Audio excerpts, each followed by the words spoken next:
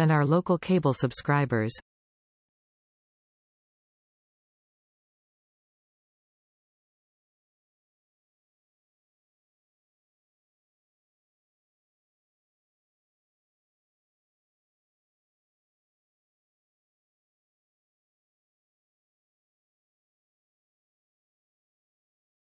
And it's 5:30, so let's get going with this. Hi, everybody. Welcome to the first of our Easthampton City Council. It's auto recording, right? Yes. Cool. Our first of our Easthampton City Council Finance Committee budget hearings. We're gonna go through the items on our budget tonight. There's some general City Council finance stuff that's also on there, so if we get through this in a timely manner, then we can talk about that stuff. If not, we'll see about tomorrow. If it doesn't happen tomorrow, we probably are going to want to schedule an additional meeting next week. But we'll just see where we are and how this goes. Or we can just plow through. Or we can just plow through, we'll see where we are.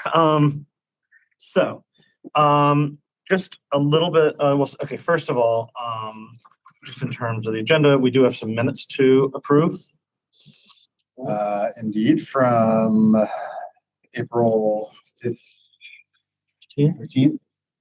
I would entertain a motion to approve the minutes from April 15th. So moved. Second. Motion is second. All in favor? Aye. Okay, that must passes. Mayor communication, is the mayor online or? No, okay. I'm gonna allow for public speak, but just before we do public speak, I just want to lay out a little bit about how I'm envisioning the public participation of this going. So with these committee meetings, it's not like a public hearing where there's some like really specific rules around the level of public participation.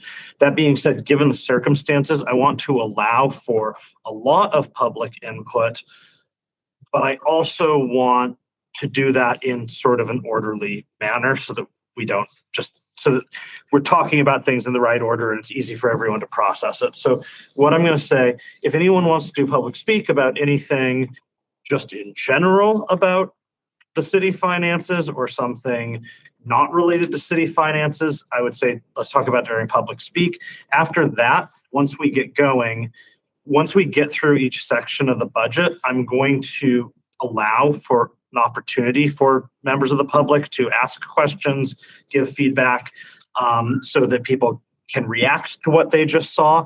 I am not going to expect the department heads to have instant answers to everything that they say, but I think we will hear that. Hi, Martha. Okay. And so that's the general way that I'll do it is we'll go through a section, counselors will ask questions, and then I'll open it up to members of the public, including counselors, to ask any questions they might have, weigh in with any feedback. And I just ask that if people don't have have the answers, that's fine. If people need to say, I need to look at some of this and get back to you, that's fine. But I would like department heads, if they were getting feedback, suggestions, anything like that, to at least take those seriously and look at them and just if you're not able to quickly respond, that's fine. Get back to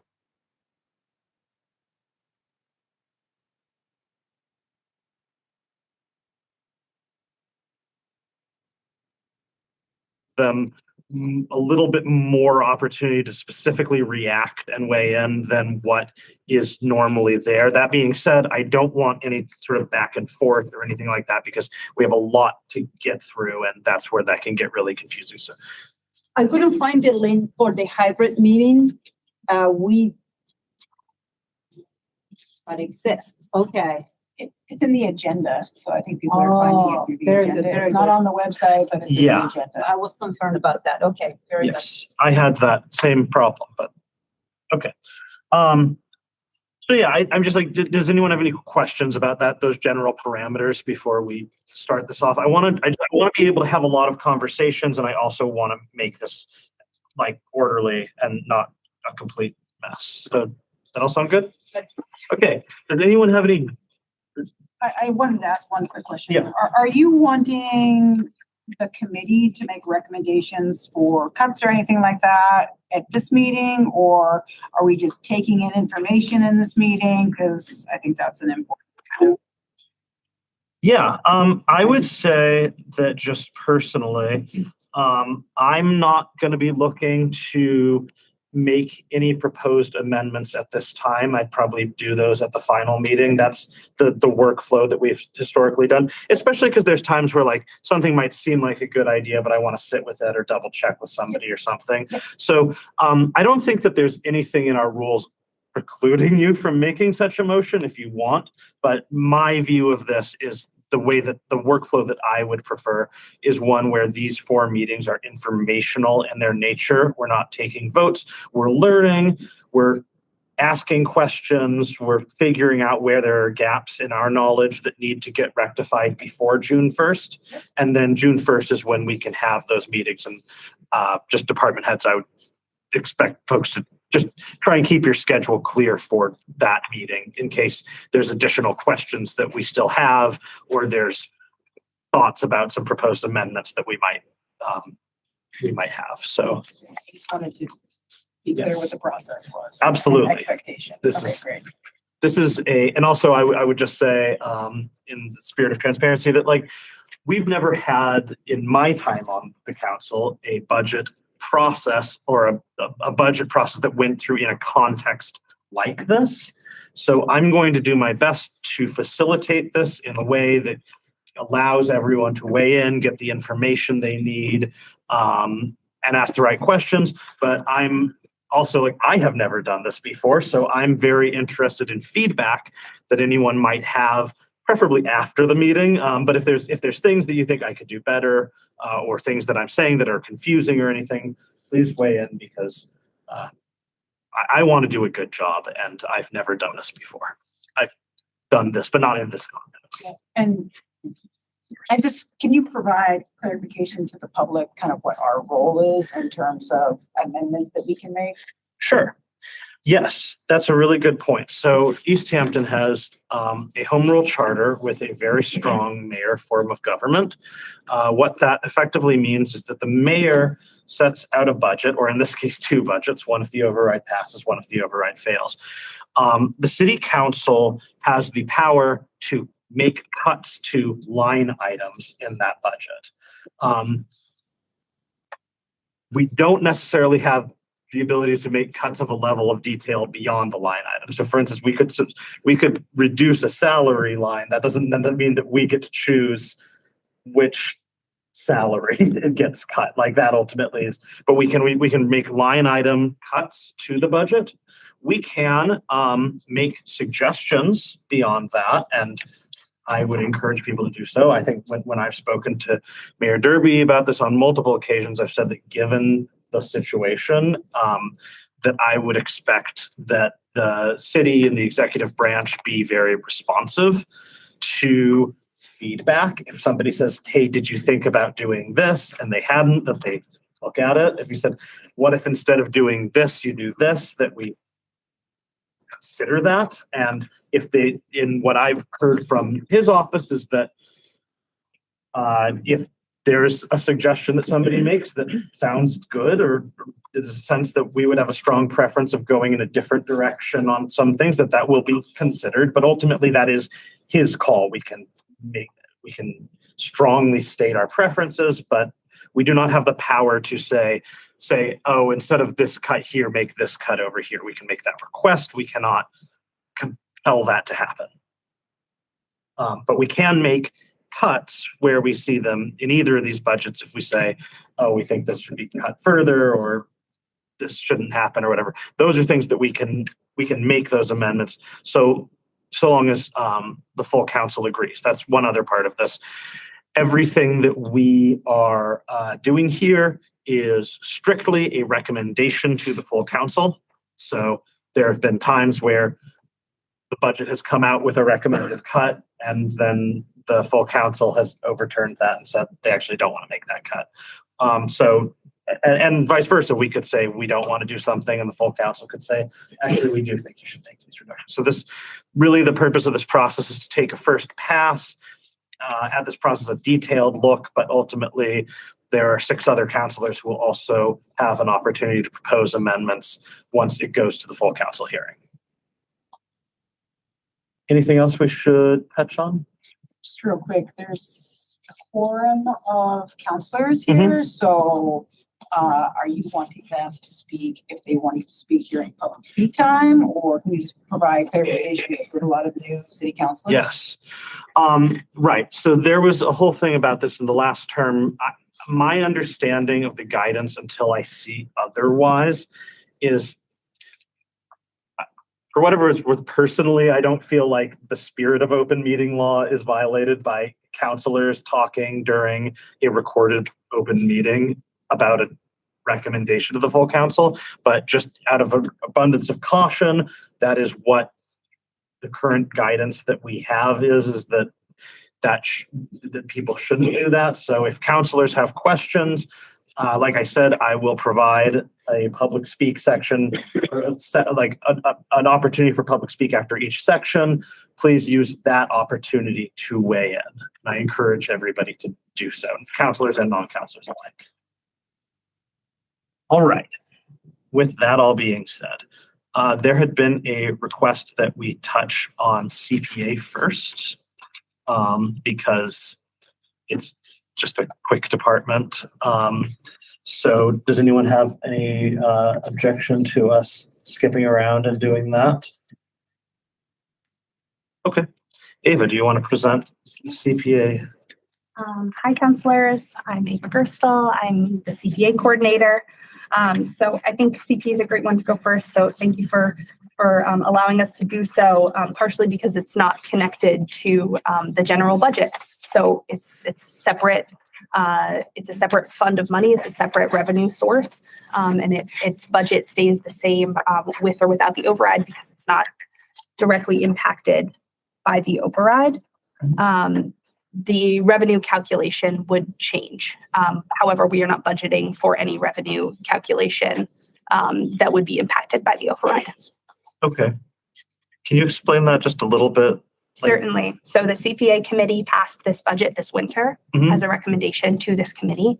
And we have not had a CPA meeting since the override has been clear. So there has not been time to present a new recommendation of an adjustment to the revenue. I'll also clarify that it is common with CPA that we under budget based on our revenue, that which places the funding that we receive, the additional revenue that we did not budget for that fiscal year, in the pot of money that can be accessed the following fiscal year. That's a common practice for the CPA committee. That's a common practice for CPA committees across the Commonwealth, just to avoid any situation where they actually under budgeted what the expenses, because there's no backfilling CPA with other accounts. Do you want to clarify how revenue is generated? Yep. So the revenue is generated as a 3% surcharge on the property tax bill after the first $100,000 are exempt.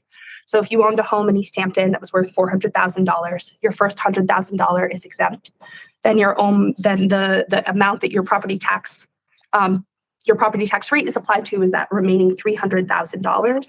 That property tax bill that is produced from that, a 3% surcharge is calculated. So 3% of your property tax bill minus the first $100,000 creates the local portion of the CPA revenue that's then matched with a portion coming from the state.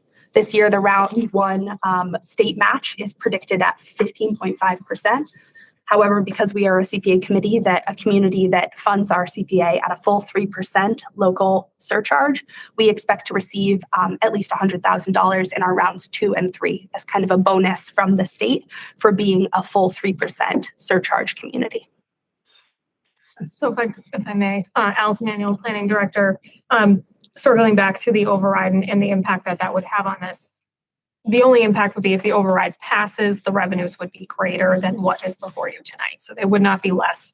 It is, as Ava said, important not to over budget because we can't backfill funds and we don't want to be in a deficit at the end of the year.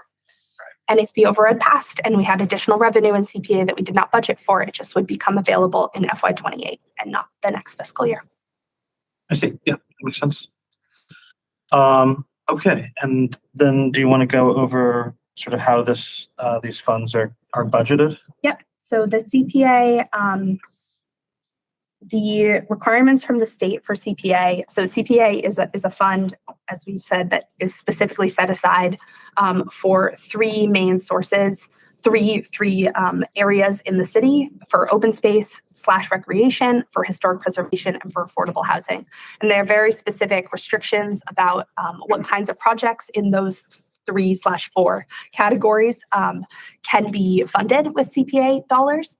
And the state laws regarding CPA require that at least 10% of the money spent each year at least 3% of the money brought in each year must be either spent or set aside in the three categories. So 10% in open space / recreation, 10% in historic preservation, 10% in affordable housing, leaving the remainder 70% to be used to be recommended by the CPA committee for whichever projects they deem the most valuable to be spent on. So the CPA committee this year, not knowing that our revenue calculation is always an estimate and that we actually underestimate our true revenue. However, that 10% number has to be off of what we actually receive in a given year, if that makes sense. Set that number at $115,000 being our true upper limit of what that 10% revenue number could reach. So that resulted in us putting $115,000 directly into the reserved for historic preservation set aside, and 115. Sorry, did I say 110? 150. 115. Yep, 115,000 directly into the reserve for historic preservation set aside, and 115,000 directly into the reserve for affordable housing set aside. This year, the committee recommended to do something different with the open space / recreation set aside. They proposed to set aside $60,000 of the necessary 10% directly into their typical reserve for open space set aside. That can be used for any open space or recreation project brought forth by any arm of the city that's involved in such matters or by community partners. And then they decided to put $55,000 into a conservation acquisition fund. So that's a conservation acquisition fund is a specific kind of fund that was set out by the Conservation Commission Act in the 50s that gives conservation commissions the ability to spend money to pursue open space acquisitions primarily without having to go back to the CPA committee. So in this circumstance, we're talking about things like appraisals of possible open space acquisitions. And that the committee discussed that because it's something new here in Easthampton, though many other communities across the Commonwealth have a similar fund, and decided it would be a good usage just basically to allow the Conservation Commission, who is tasked with protecting our natural resources here in Easthampton, the ability to act flexibly to pursue open space acquisitions when those opportunities come up, because they're often very fast-moving opportunities, and needing to come back to the CPA committee for an appraisal or potentially a small parcel for an acquisition, right? A small parcel that would come in for the first year under $55,000 at appraised value, which is not super likely. But the idea was that this fund would potentially, if the committee and the council continued to put funding aside for it, would build up into a more sizable pot of money that could be accessed for a rapid acquisition of land. Now, I'll just clarify that removes CPA as a oversight body of the Conservation Acquisition Fund, but it doesn't remove the council. So the council, any acquisition of property or real property interest would still go through the city's property committee, the city council property committee, and the full council. Okay. Yes, so that was something that I'm lucky enough to be on CPA, which is one of the most fun things you can do in local government, I have to say. That I really think that having that sort of acquisition fund, I've seen in my time on the council a few cases where there was a potential open space acquisition that came up, but the city just wasn't able to act on a timeline that was acceptable to the landowner. So I see the potential appeal of something like this. Councilors, do you have any questions about CPA? I did. I think any questions I had were sort of resolved by the landscape format, so appreciate that. Just one small, I'm just seeing there a slight bump in CPA admin and CPA. There's some salary and expenses. That seems like it kind of goes back to somewhat in line with fiscal year 2025. That's standard on this one. Yeah, we were in a period of transition. We had staff that left, and so working it out now that Ava's been here, and I think we're pretty well settled with her doing it. She does a great job. We were just kind of right sizing the budget for that. Yeah, so I just want to make sure that we. One other thing, just on the admin side that I will say is that at CPA, one of the things we've been talking about, we went almost a decade without releasing a community preservation plan, which is actually something you're supposed to do annually. And that does have some administrative expenses around doing a survey and holding a meeting and printing materials and all of that. So I think that's something that we're going to need to be robust to going forward if we want to follow the rules. Participate in that survey. I did as well. Okay. So now I guess I would open this up to members of the public who have questions or feedback about the CPA budget. I'd start with people in the room and then go to people. If anyone online wants to speak, please raise your hand. Yes, sir. William Joss from Division Street. Does any CPA money go toward the proposed new senior center? And is ground being broken on that on Park Street? There has been no CPA appropriations to the senior center. Okay. So may I add? We had considered CPA funds for a study for the senior center. It is not an eligible cost. So CPA funds have not been and nor will they be appropriated for that project. Also, there's no money appropriated for it at all. So it's kind of on the shelf for the time being. The senior center is on the shelf because there is ground being broken for something on Park Street. I think that's just a different parcel. Yeah, I don't. I have a question. So Kathleen Joss of Division Street. So if I heard correctly, which is not always possible, you can ask him, but I heard you say that there was a section for preservation and a section for acquiring. And so I'm just wondering if any of these funds, since the town already owns the land at the Poor Farm, then nothing needs to be bought. And if you have historical preservation, couldn't that go to that project? And then there was a third thing. What was this? Historical preservation. Affordable housing and open Affordable space. housing, boom. So all three. There's 3 out of all of that. No? So some CPA funds have gone into feasibility studies, archaeological studies, working with affordable housing consultants to figure out what the possible avenues at the town lodging house are for usage in alignment with the CPA goals. And at this time, my understanding is that the city it's not a viable project for the city to take that on. But is it accurate Yeah. that the land is for sale? There's a parcel of the land that is for sale? So at one of our more recent meetings, we did vote to declare that land surplus and release a request for proposal on that land. So at this point, what would happen is that'll be released and people will be able to make proposals. And if there's a proposal, if there's a proposal that we find attractive, then we could talk about facilitating a sale to that party. But they need to. Can't that party buy whatever it is you want to save your money for to go buy another parcel of open land when you already have open land? And it's a beautiful piece. I drove up there the other day and it's beautiful. I mean, why?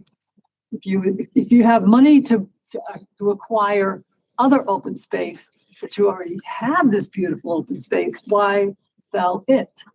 Yeah.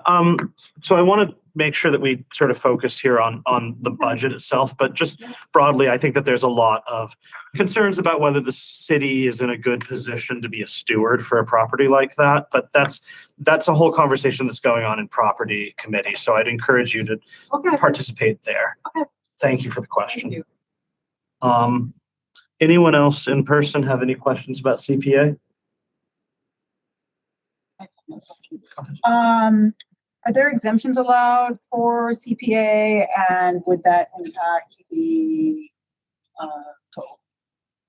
Yes, so in 2020, the CPA committee recommended to the full council to add the low moderate income exemption to the CPA surcharge. So the assessor has a brochure that's available on the website that outlines if you are below 80% AMI, you can apply to essentially not pay the CPA surcharge.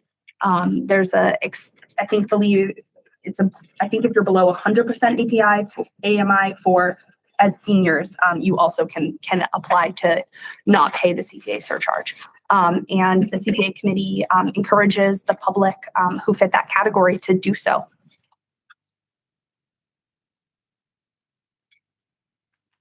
Anybody else in the room want to have any questions about CPA, comments, suggestions? Okay, anybody online want to weigh in about the CPA item before we move to our next agenda, our next topic? All right. Grab the book. Okay.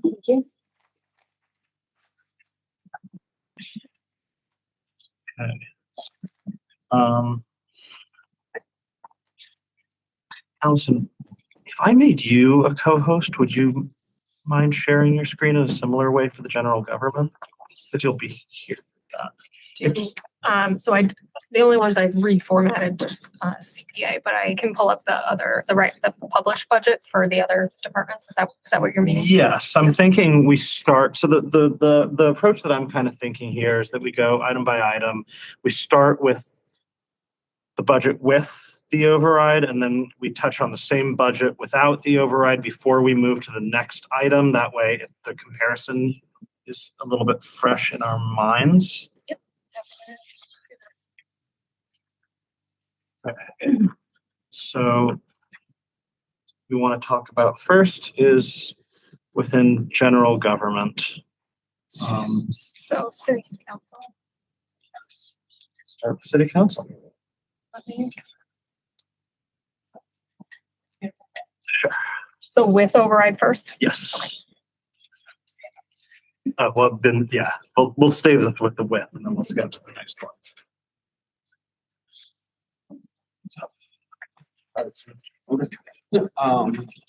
Well, we've just gone first with through all of them and over to without through all of them. It's not what we're. Well, no, I was thinking, so we do, We're bouncing back between. yeah, so I was thinking, like, city council is the same either way, but if not, it would be Right. city council Yeah. with override, Okay. city council without override, and then we go to the next thing with, without. Gotcha. That way, the items are still fresh in people's heads when we start talking about the difference. Because if we go like an No. hour talking about each general government, For, yeah. for sure. I thought I just heard something different. Okay. President Dunham, do you want to talk about the? Chair, so this is salaries, so we'll just start at the top. So we have salaries and clerical. Those two items remain the same. Last year we had a bump for the clerical, which brought it to 5,000, and that's remaining the same for this year, as well as same for city council salaries. The stipend that was received, so 54,500. We have city council advertising, so anytime we have a public hearing or announcements, etc., those have to go to be published, advertised in newspapers, so that item there remains the same at 5,500. Legal expenses, we left at 5,000. And we did not reduce that, essentially because, The mayor has, legal expenses as well, and so just as a, separation of power, so we have legal guidance. And what we did remove is the education and training, so a number of, every department is taking a cut, so, city council participated in that as well, so, every year, city council participates in the MMA conference in Boston, and so city councilors will have to make their own way this year or the next for fiscal year 2027 for that particular conference, and that brings our total up to 70,000. Okay. It's pretty straightforward. Councilors, any questions? I suppose you probably don't have any questions. I don't, but we also voted on this, right? Yeah. So Yeah, I don't think we necessarily have. So this makes enough sense to me, and just to reiterate, just our budget. There's not a tremendous amount here that we really have the ability to cut. But which is why there's not a difference between this and the override. We sort of cut everything we can, other than the legal, which generally we do have a need for at least that level of service every year. So that's. I'm sorry. Go ahead. I was also advertising, cost of advertising is going up, so that's why we kept that number the same. And we're having, the council is doing a lot more work, right? So there's a lot more advertising. It's having to go to the paper, so that's why we kept that number the same as well. Okay. I would open this up to questions from the public, starting with people in the room. Questions about the city council budget? I had a few constituents ask me if we said yes to the override of the budget, and then the state came in and offered emergency money that would cover that budget gap, what would happen to the override? That's a great question. So here's my understanding, and this might be something that would be better to talk about during the revenue section, but I want to talk about it here anyway because I do think it's important. And Hadel, correct me if anything I say here is incorrect, please. My understanding is the idea is that this override is to bridge the gap so that we can present a balanced budget. So if there was a bunch of emergency state aid that came in and covered some portion of that gap, then we would be able to do is just not increase property taxes to the full amount that was authorized in that year. But that would mean, if in the future the gap continued to grow, like we would be authorized to potentially raise it more in the future. But for that year, or if we didn't need to, we wouldn't raise the full amount, is my understanding. Is that correct? Yeah, so the amount which will be raised on the taxation is when we balance the budget for revenue side. That happens during the tax rate recap. If, like I said at the previous city council meeting, if the override is for 6.9, but the need is 6.4, we won't be raising 6.9. In order to balance the budget, if we need 6.4, it will be 6.4. However, it won't go 7 million because the authorization is only 6.9. But if state comes in for the money, we would know ahead of time. It's kind of too late to even get that from state because it's on the final House Senate right now for the budget. So I don't think we are getting any additional money at this point for our fiscal year 27 budget. It would require some sort of emergency legislation, which. Yes, and then those kind of things, one-time money is only for that particular fiscal year. And right. What we are trying to do right now with the override is to cover the gap which was caused over multiple years. And the intention is to cover it for at least 5 years and have hope that we will right size one way or the other. But yes, it will be a different calculation for sure. Any other questions about the city council budget for this coming fiscal year? Anyone online? Okay. One clarifying question for the public. When is the tax rate recap? November, same time in November.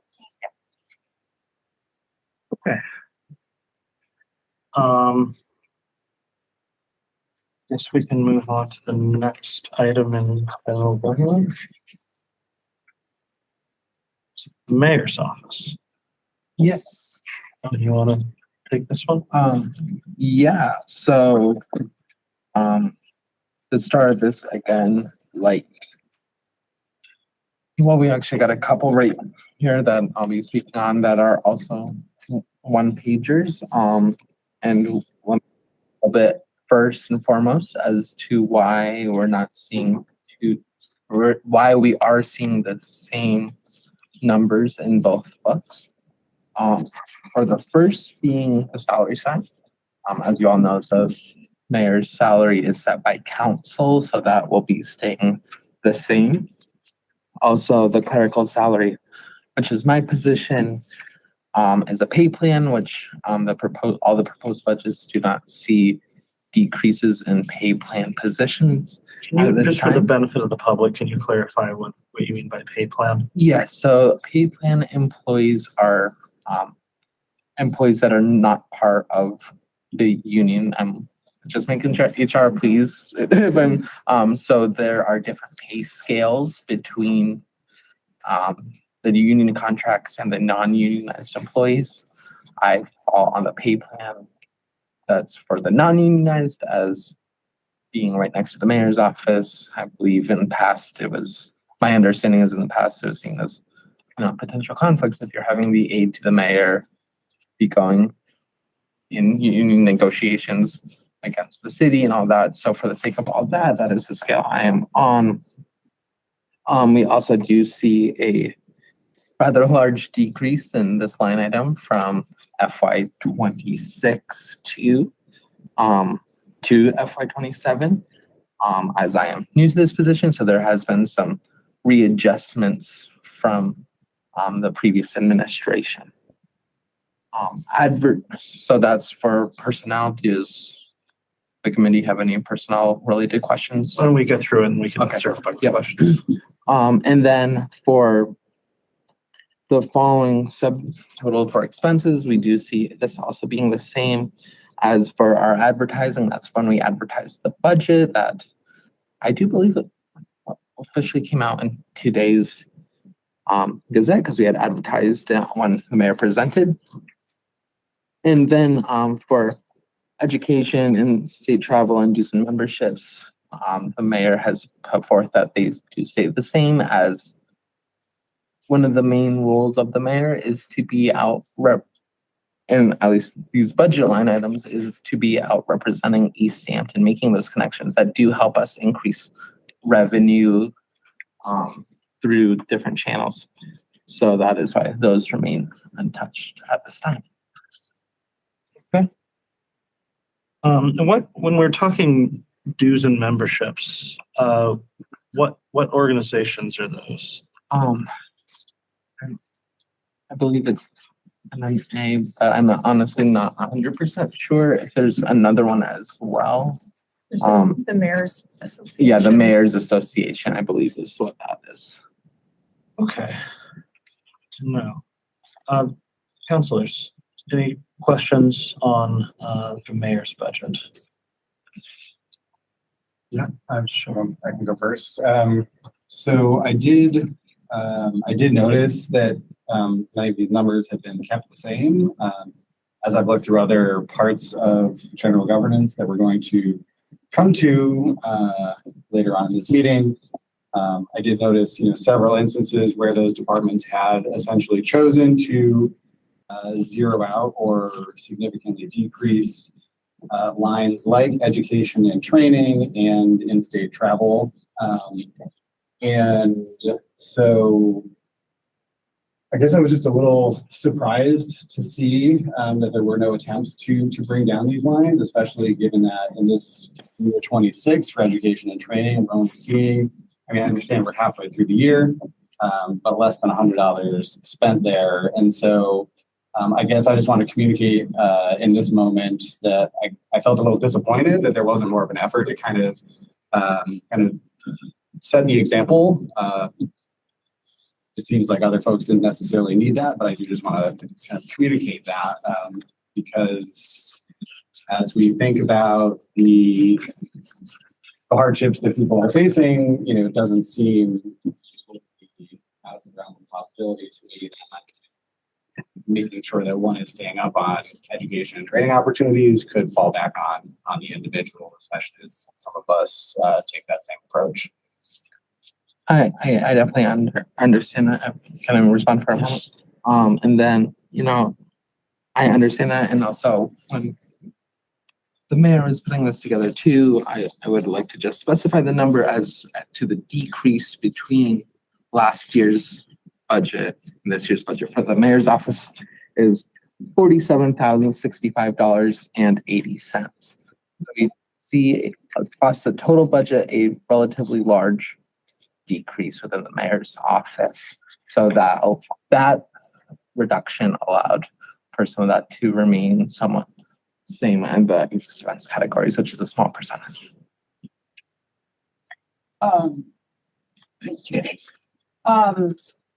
I hear that, but there was a salary change, so that I think is irrelevant. I think just echoing the concern, I think when the mayor makes a statement that this requires shared sacrifice, that sacrifice should start with the mayor's office. And so I also was a bit surprised that these numbers also didn't come back down, given that heads and our staff are sacrificing educational opportunities, etc. So I just want to name that. And I also just want to name that I'm a bit surprised that the mayor isn't here. So I just want to name that without explanation, because I do think that this is his budget. So I just want to name that. Yes, and may I address that as well. The mayor does apologize that he is actually at a mayor's association conference. This was something that was booked months ago, and again, he is out representing Easthampton right now. Sure. Just a couple things. You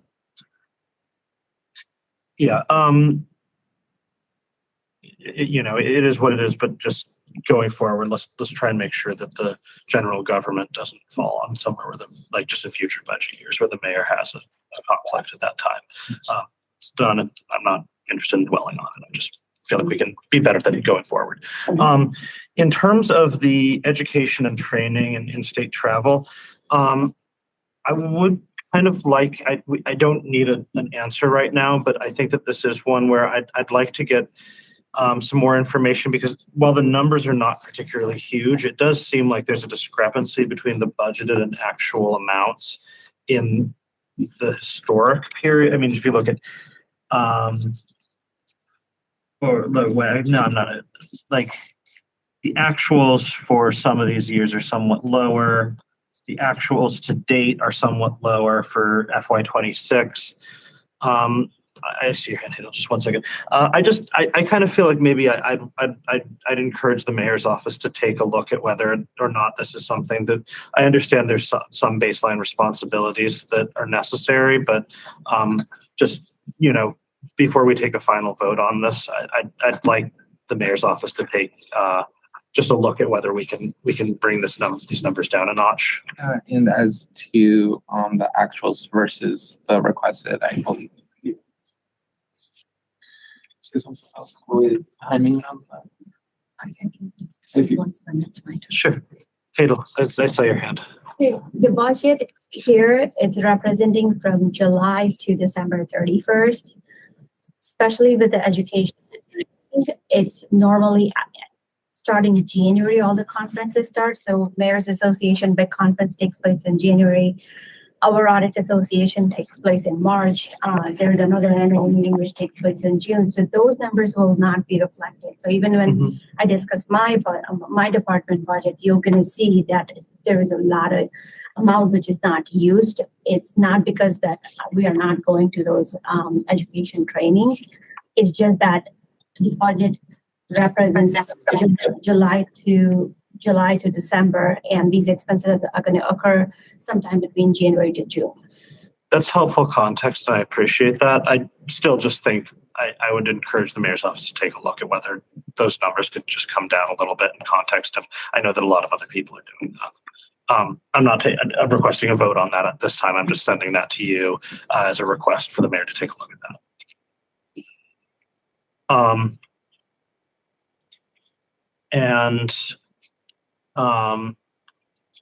Okay, then any other questions about this? And then do I understand that you're saying that sort of like the city council budget, this is going to be the same one way or another? Yes, correct. Okay, in that case, I would open this up to questions, starting with people in the room, and then we'll go to people online.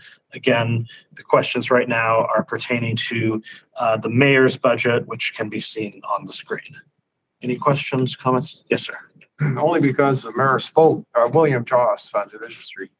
He spoke at the last city council meeting, and he talked about this median house that was $400 and some thousand. If you look at the current tax rate, that person's taxes would be $55 a year based on the current tax rate. The mayor said that his tax increase would be $1,199 a year. That's a 21.6% increase. And not to get all this lost in the grass here, but why are we talking about a tax increase of 21% to cover about a 5% increase in the overall budget? Well, I think as we go through this whole thing, where do you see the 5% number? What, about 5%? Oh, it's between the current budget is 62 and the proposed budget with the override is 65.3. That's only about a 5% overall increase. And how can we be talking about a 21% increase in the taxes? So do you want to? The math on this, the algebra here is. I think the idea is that it's not really about percents. It's about there's the difference between like what we would need to. I think I can clarify. Sure, go ahead, Evan. So that increases the entire revenue for the city does not purely come from property taxes. We have many different revenue streams that feed into that. So our tax levy is what is being increased, and that's only being increased by the 6.9. And then also as for the increase between last year's and this year's budget, last year's had $4.57 million of reserves and stabilization money being used to cover the gap in last year's budget from what the revenue was. So it's the increases that we are seeing on the expense side, plus trying to fill in that hole that was already from last year. Well, my only feeling is that you're talking here about tiny, pressure on the mayor's budget within his own office for a certain amount of money. You're asking us to pay a 21% increase in our taxes, which is astronomical. That's worse than the one when the school was built, which was 19%. And I think that looking at the stuff in such detail is fine, but the overall impact of this budget is tremendous on the average taxpayer. I understand, sir. And I think we're going to be going through this whole thing and looking at each of these departments. And right now we're looking at some pretty small departments. And I think as we go into talking about some of the bigger budgets, some of this is going to be more clear, but we need to go line item by line item. That's kind of just our process. Lose sight of the overall impact on the taxpayer. I don't think we should. I agree. Any other questions about specifically the mayor's budget? Anybody online have any questions about the mayor's budget? Please raise your hand.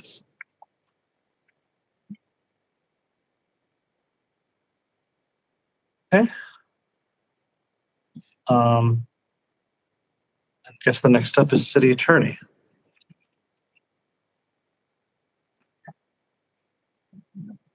A little bit further down.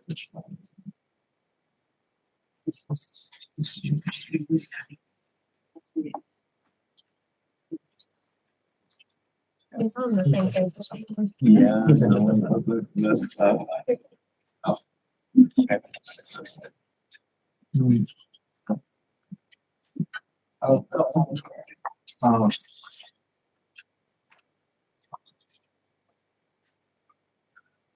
Oh. City attorney. Okay, wonderful.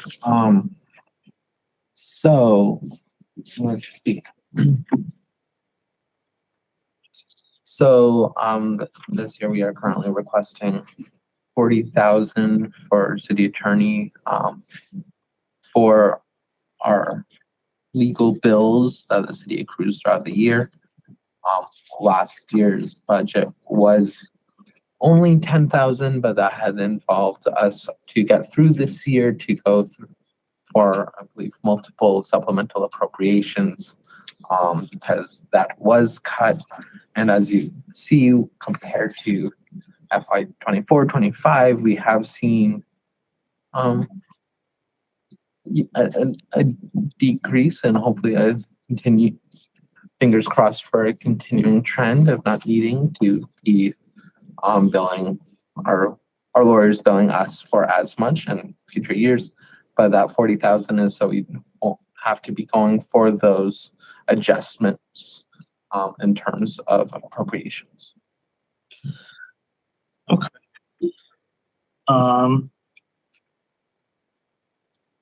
Councilors, any questions about the city attorney budget?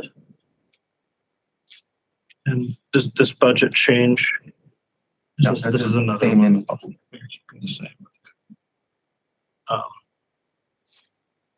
don't have a question, but before we go to the final vote, is it possible to get an update on this?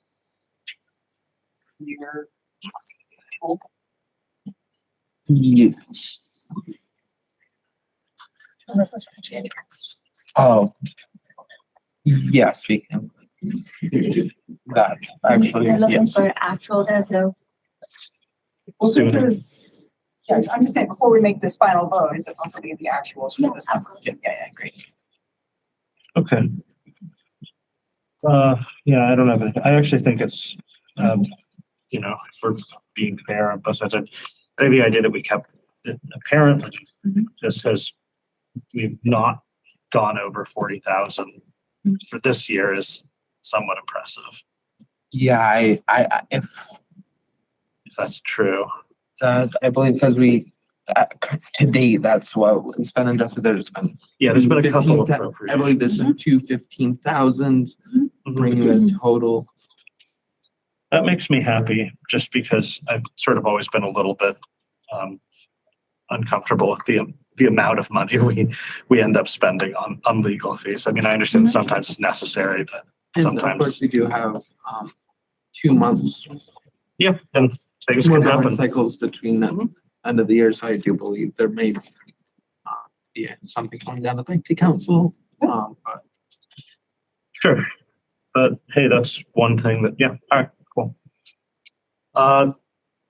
Anyone from the public have any, so would you like me to send you the expense control report as of probably today or tomorrow, and then send another one before the vote, or you just want to see before? Just for the vote, it's fine. I'm Yeah. just trying to get a sense. right, because when we initially made that cut, that was, I mean, I think that the idea was that we were going to probably eventually have to appropriate close to what was initially requested, and that was sort of just a leverage, you know, situation about some conversations that were going on between the mayor's office and the council's office. So if they were actually able to come in like that, that's a win, you know? Anyone from the public have anything to say about specifically the city attorney budget? Anyone online? All right. Let's keep going. Licensing. Yes. Let's say I'm in the high seat right now. It's yeah, okay, awesome. So on this one, I am actually going to start with the expenses because this one's a little easier to explain. So for education and training, for the past last year, there had been $300 to date that hasn't been used. But we did want to leave something in there. As I am the clerk to the license board, I knew there may be a need for a training or something that may come up. So we left $100 in there. And then this year we are requesting a $1,500 stipend for board clerk. So that'll be I can go into a little bit of context, or would you like me to? Some context. So this was an addition to my role as assistant to the mayor and local licensing authority / board clerk. This was something that was originally taken out of the role upon my hiring during that change from the previous administration, but ultimately was something that got re-included. And as something that is actively part of any compensation, and that requires a lot of work. That's a lot of time I'm putting into that board, and to process licenses and to work with local business owners to help them apply for them, and answer questions and be the liaison with the ABCC, and that $1,500 is a marginal stipend for that.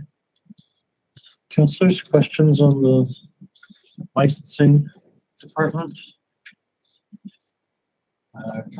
This is sort of historical, I guess. Just the question kind of based off of your concept there. So you're saying that it had been a part of the role, it has been removed.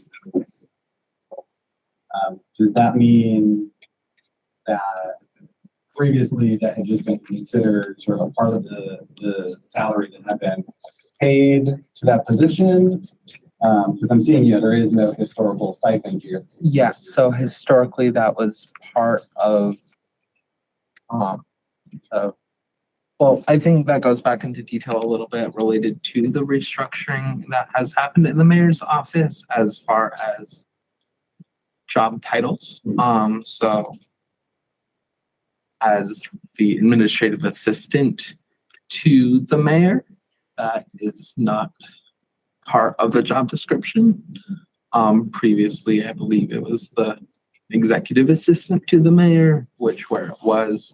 And again, that was a different pay grade and all the facts that went into that larger job description. Yes. Understood. Totally makes sense. I guess the point that I just want to sort of bring to the table, just for ourselves and for everyone listening, that is, we're talking about a certain decrease to the mayor's office budget. That this increase to this budget is essentially balancing out this $1,500 of that decrease. And I just wanted to make sure we're kind of aware of that when we're talking about decreases to people's budgets. So to my understanding, the licensing board typically meets from 4 to 5. Is that part of your general workday? That is part of my general workday. So,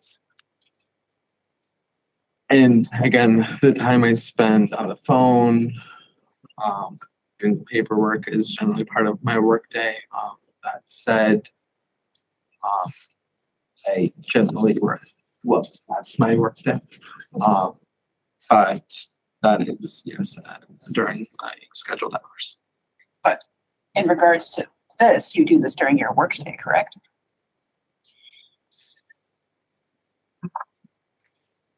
Any other questions?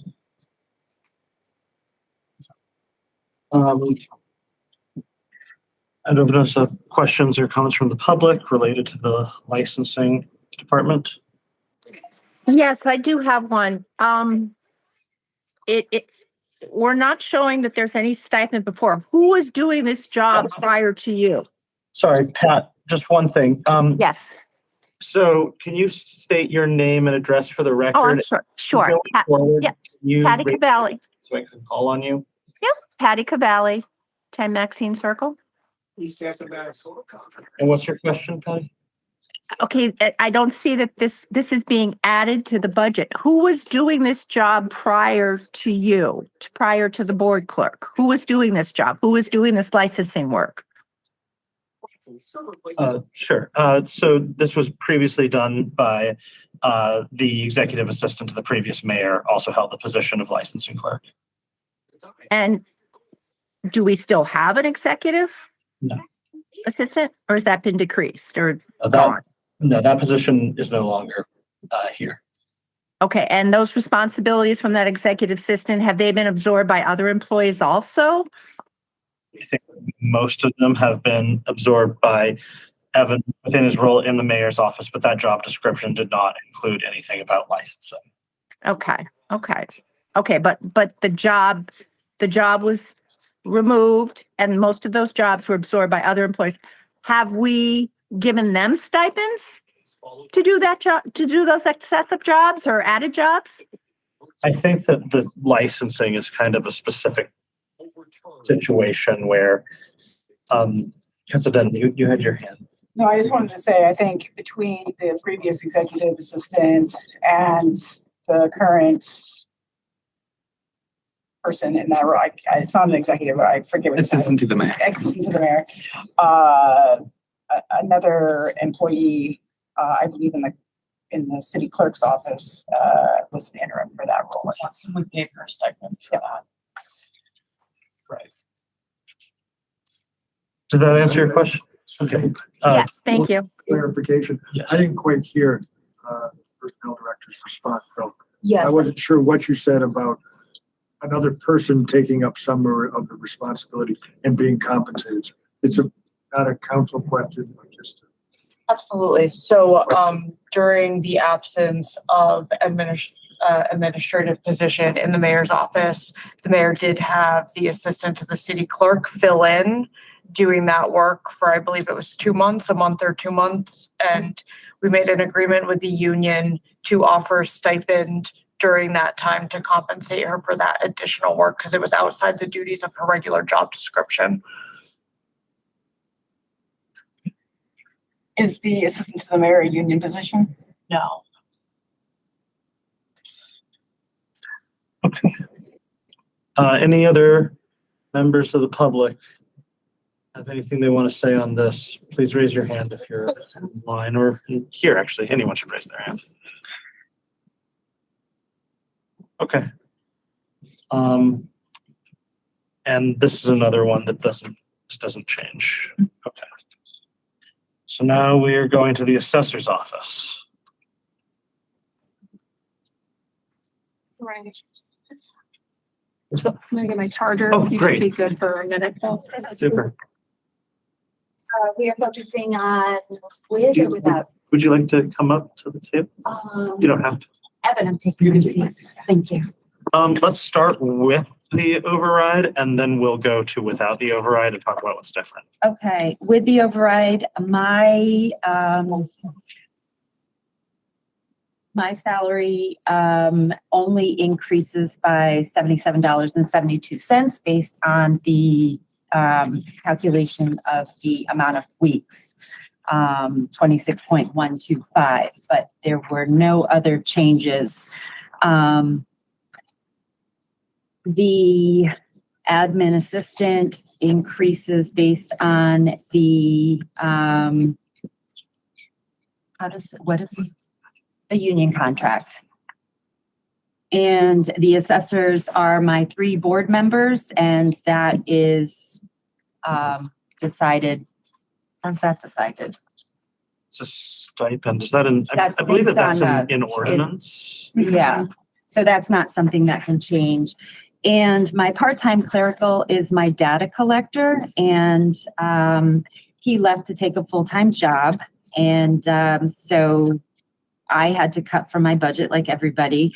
So we took it down to 10,000.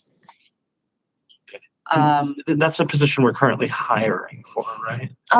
Yes. But we'd be hiring it for less hours. So we're looking at a temporary to take us to June 30th. And then a temporary just to take us into fall. And then we'll have to revisit that. Okay. That's not something I was aware of until I signed off on it. So that's not what I submitted. Education and training.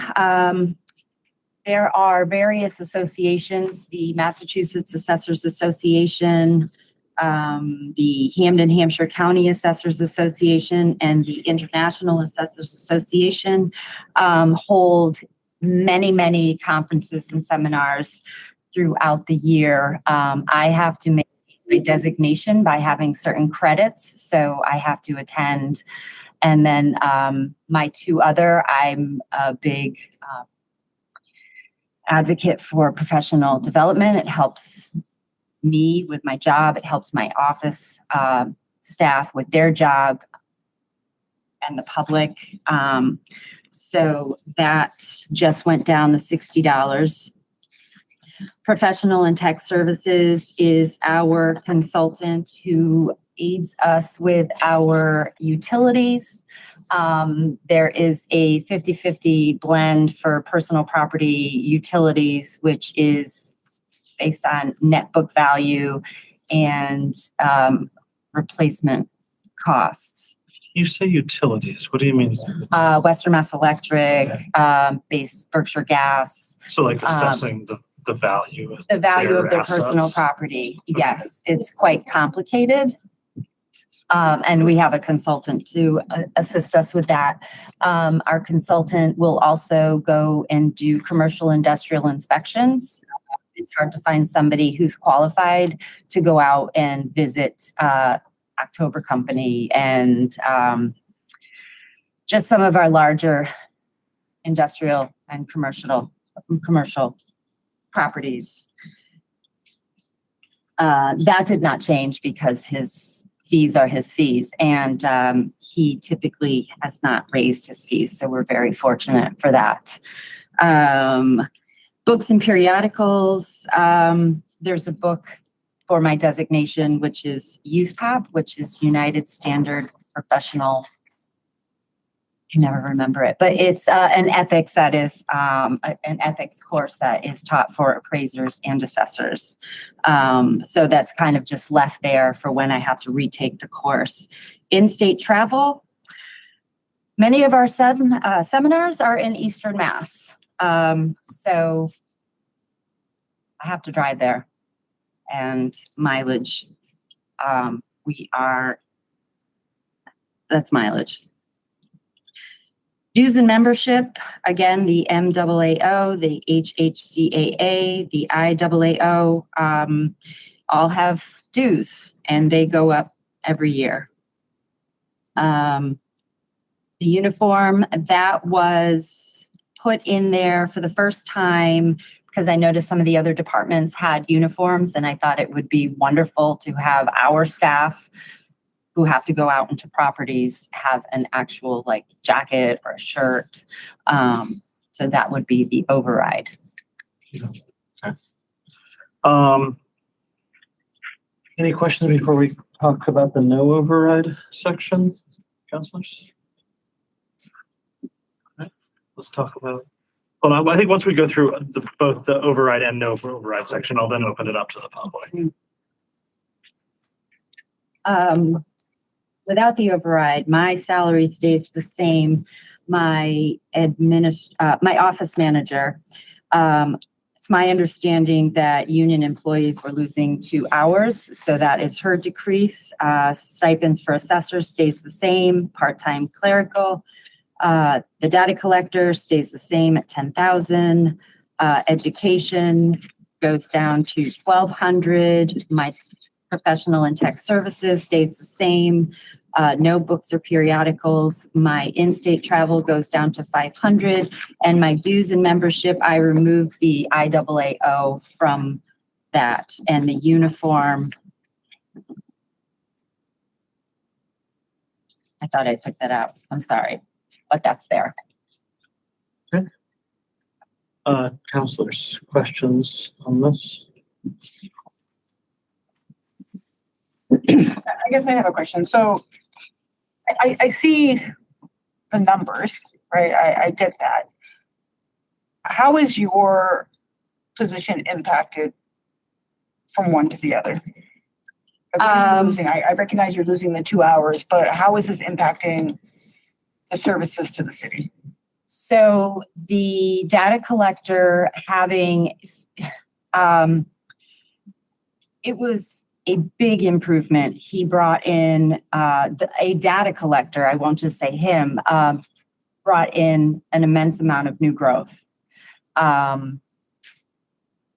It will make my job a lot more difficult because I cannot go out and visit every single building permit that gets pulled. I can work with the building commissioner, as I am doing now, to go out with him when he goes to properties for final inspections, but we have to go out by June 30th to capture as much completion as possible, or partial completion, just so we know that as of June 30th, that is our date to end any visits for new construction, new property splits. It's typically, if you are not a new growth community, you only have until January 1st, but we are a new growth community, so we can capture up to June 30th. So that impacts my job greatly. And then if I'm out of the office, it then goes to my office manager to take away from her job, because we, for the most part, I mean, she handles the counter, but if she's not there or she's busy, I take the counter. Now, if I'm not there because I am visiting properties, now she can't do her job and solely has to attend to the public. So it's, it will be a challenge. And finding someone qualified to go out and visit properties is a big deal. I do not want to just have somebody show up at properties. This is not the time to have someone just come and do a job. Mm-hmm. They have to do it well and be able to work with the homeowners and explain more than just why they're there. Mm-hmm. Thank you. Okay, so just a quick question there. So it sounds like what you're saying is that the reduction, the shift to the idea of a part-time in the part-time clerical for the data collector is what you're referring to, and how that affects. Yes, that. I mean, if I, But- yeah, did I not? No, I want to make sure, because I hear that, and I think I just want to make sure, because that line item is the same in both of these budgets, though. Yeah, But what you're saying is that one way or another, this is gonna. Yes, so when I finished my budget meeting, Mhm. it was said that if the override goes through, I would like this position to be staffed as it was. Okay. It's a 20-hour position, and I would have liked it to go back to that if the override passed. Okay. I want to just flag that, because where I said earlier, just to be clear, we can only make recommendations when it comes to anything other than cuts. Right. But I do just want to flag this as something that I want to talk about with the mayor's office going forward. Just for the reason that, like you said, sometimes I think when governments are making cuts, we want to make sure that we're not making cuts that shoot ourselves in the foot. And if there's a position that's actually allowing us to capture new growth, and then that new growth is leading to revenue, I just want to make sure that we're not in a position where we end up losing future revenue because of just an operational thing. So that's just I don't have an answer to that. That's just a concern that I want to just get to the mayor when next we speak. And I would like to add, at the earlier budget meetings, it was asked if I could give our data collector more hours. Okay. So that's a little Yeah. surprising. So I want to get to the bottom of what happened there, and I appreciate that. I see your hand, Dan. Just give me 1 second to ask a couple more questions. How, in terms of the reduction in education and training and in-state travel, how do you see, just to Councilor Denham's earlier question, how do you see that affecting your office? I will have to pick and choose. Unfortunately, they don't put them out for a year. So if once we're depleted, we're depleted. Mm-hmm. I just had to make the cuts where Sure. I saw fit, and that was one area. Yeah, I totally understand. I guess my, do you feel like with even the lower, like, is everyone, like, with the lower numbers, is that still enough for people to maintain their accreditation? I am the only one that has to maintain Okay. credits to keep my mass accredited assessor. But it's just, there's so many things that are going on with exemptions and changes, and, HEROES Act is the most recent one. They cover a lot of these. Affordable housing, as you know, is really big in Easthampton. So attending those. So I have a better understanding, because some of the communities that came forward don't have a large commercial industrial base. They don't have a lot of affordable housing. ADUs is something new. So it's, it is what it is. Just really a point of clarification for the process. So my understanding, and correct me if I'm wrong, but even with a 6.9 override, there's still cuts that have to come to the budgets, and this is one of those cuts. So I just want to be clear. That's why the 10,000 is 10,000 in both budgets. Quick question. I just wanted to make sure to clarify something I'm seeing here. Obviously, for actual to date, at least in what I have here, actual to date for 26 for professional and technical services does not currently show any money being spent. It's not an insignificant line. I know a lot of times with things like that, it's just a timing of when you get billed during the year for a particular thing. We haven't been billed. Gotcha. They are currently in the process of doing the commercial industrial inspections, so we haven't received it yet. Dan, I saw your hand earlier. Yeah, just about Dan Zidonic. I'm on the Board of Assessors. Just one thing with the data collector is that position is actually two functions. Mm-hmm. It's doing building permits, but it's also going out and checking properties that currently exist to make sure that the data that we have matches. Because not everybody gets a building permit if they do something to their house, re-site it, re-roof it, put up a garage, put an addition on, and that's the function that's pretty much going to go away at this point. The permits probably will be able to get done with the 10,000, but the person who was there before spent probably at least half, or probably about half his time doing those cyclical are inspections. the cyclical inspections that the state requires us now. Taxpayers, homeowners don't have to let us in their property. So I don't want there to be any confusion about us barging our way in. They don't have to. But we are required by the state to make our best effort to get into properties that have not had a full interior and exterior inspection. So that's what he was doing, like road by road. First it was condominiums, and yes, so that's a big loss. Do you have data, or let me put it this way rather, could you get data on the sort of because that isn't new growth, right? So that, like, if somebody recited their house and didn't pull a permit, they should be paying a larger share of the total tax levy, but that would mean that everyone else pays a tiny little bit less, right? Like, so but that's not new growth. Siding, roofing, new windows, in combination could increase the value because you've now changed the condition of the property. So it could be added as new growth, but a kitchen won't always be new growth because you're just updating the kitchen.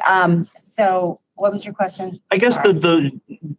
I'm not always great at asking straightforward. No, I'm not great at listening either. So I'm moving on to the next. I'm moving on to the next thing. So I guess my thing is I'd like to get some information about the amount of new growth that was captured by those cyclical inspections, just because I just want to understand. Yeah. There's a big thing that I'm trying to make sure that I understand the process when we're making some of these cuts is, do these cuts have their own cost or revenue implications attached to them? And that's the red flag that I'm seeing right here is if there's work that was capturing new growth that was being done and that it now isn't being done, is that going to mean less new growth, which then potentially is going to make it harder for us to claw our way back to a sustainable position? And so just understanding the magnitude of that situation would be helpful for me. So if that's data that you'd be able to either collect or just estimate, like that would be helpful. We have to submit our new growth to the state. And so I can do a look back prior to me in fiscal 24.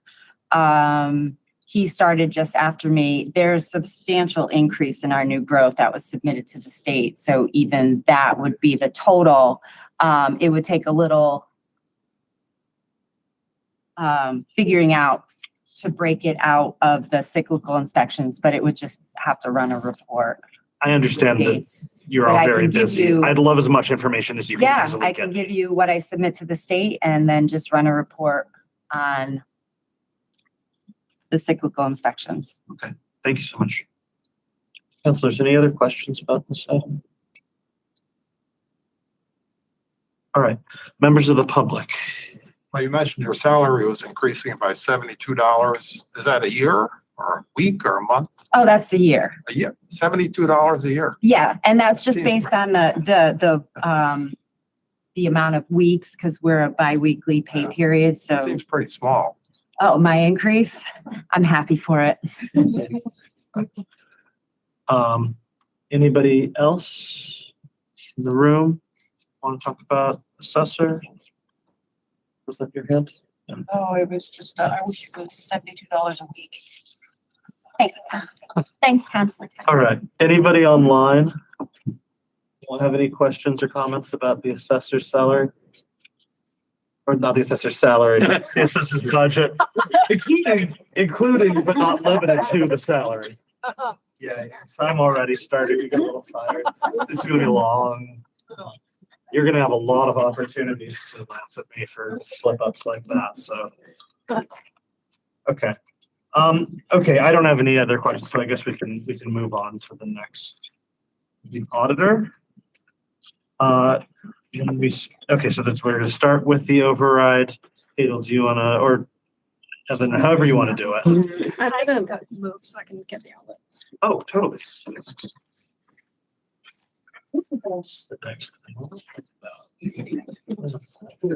You were there, I said. It would have been conspicuous.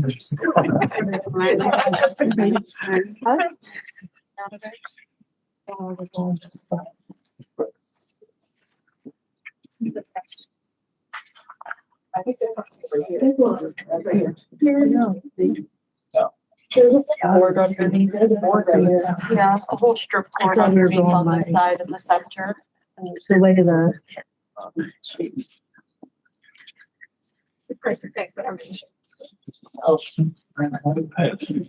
Very helpful. I always get jumbled up. These things. Okay. Auditor. With override to start. There's 3 people in my department. City auditor, assistant city auditor, and a part-time clerk. The city auditor's salary stays as is. There's no increase in that. assistant auditors, salaries by, the union. And so does the part-time clerk's position is by the union. Can I just jump in real quick? So somebody might be looking at this and noticing that the actual line item from adjusted FY 26 to requested FY 27 for your salary did not say the same. It went up. The reason why it went up is because your hours increased since the last budget, right? The previous budget, the hours were 70 hours budgeted, but then we reinstated 10 additional hours. So you'll be Per seeing. pay period. Per pay period. Okay. So you'll be seeing another appropriation coming out of my office, which we have to backfill. So though the effective date of the increase in hours were July 1st, but the budget was passed, so it's not reflecting that dollar amount. Okay, so that's when you're saying okay, that makes sense. I just wanted to make that clear because somebody could be looking at that and saying, wait, what are you talking about? So, okay, go on. Just a clarifying question. Which union is this? Say that one more time, sorry. Which union is this? It's ask me union for both the positions. But not you. Not me. The department heads are not union. And then it's been 10 years that I've been working for the city, so I get longevity. So that's my $250 for the first term as a part of my personnel services. Okay. Thank you for 10 years with the city. Let's talk about expenses. Expenses. It's pretty much education travel, which is required for holding the CGA license, which is Certified Governmental Accounting License for, with the state. In-state travel is related with most of our conferences are in Eastern Mass. Only one is at UMass. So when I travel and have to stay there for 3 days, that's the cost in in-state travel.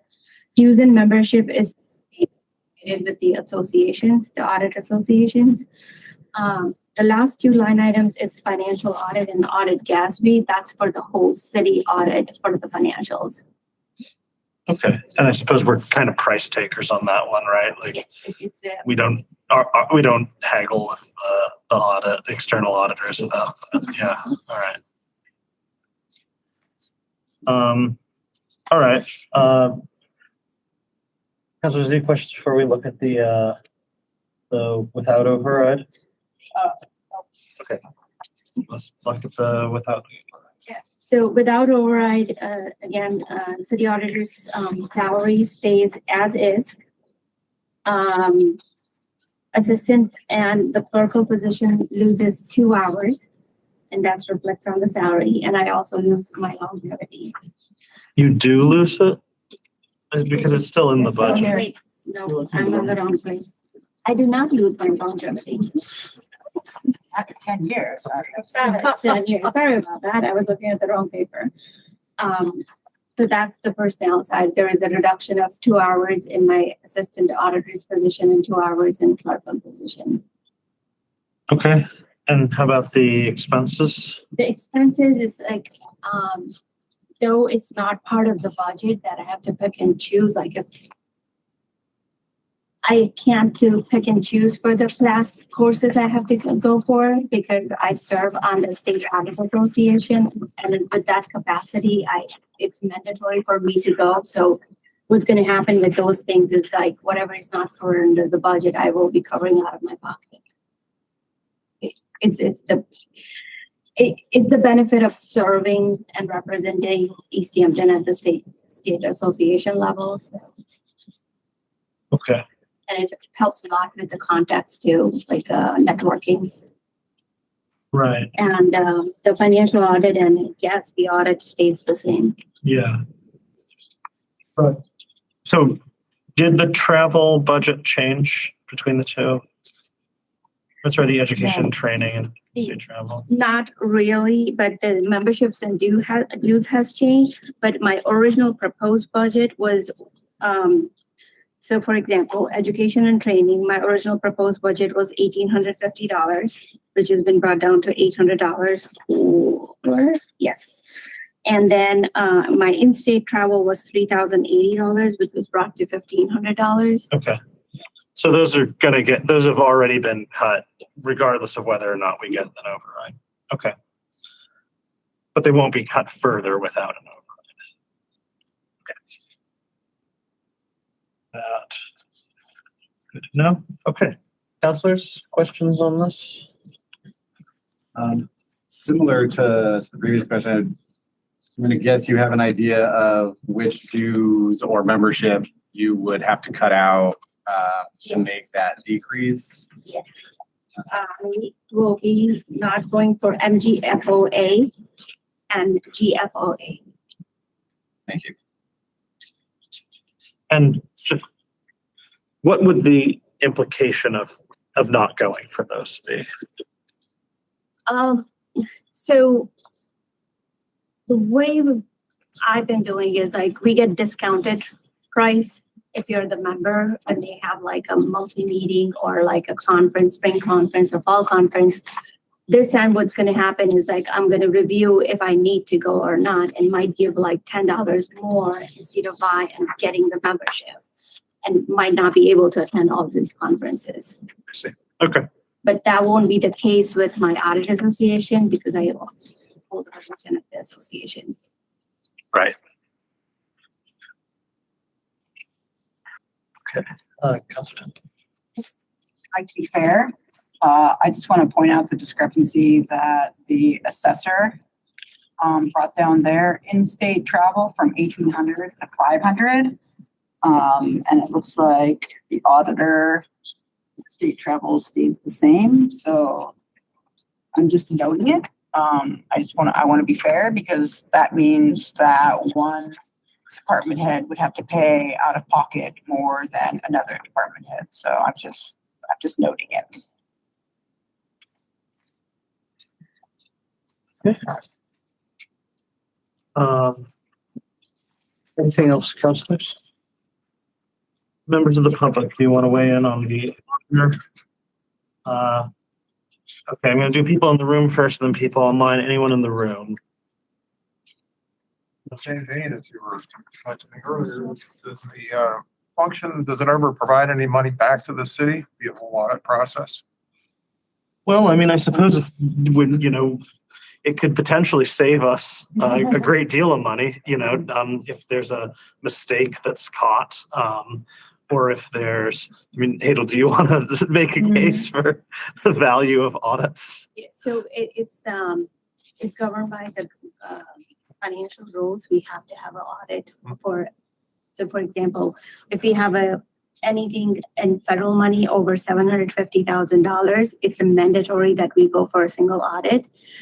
Financial audits are important too because that's when we know where we stand, and every year audit is required because we deal with a lot of money, and that is an assurance that everything is manageable.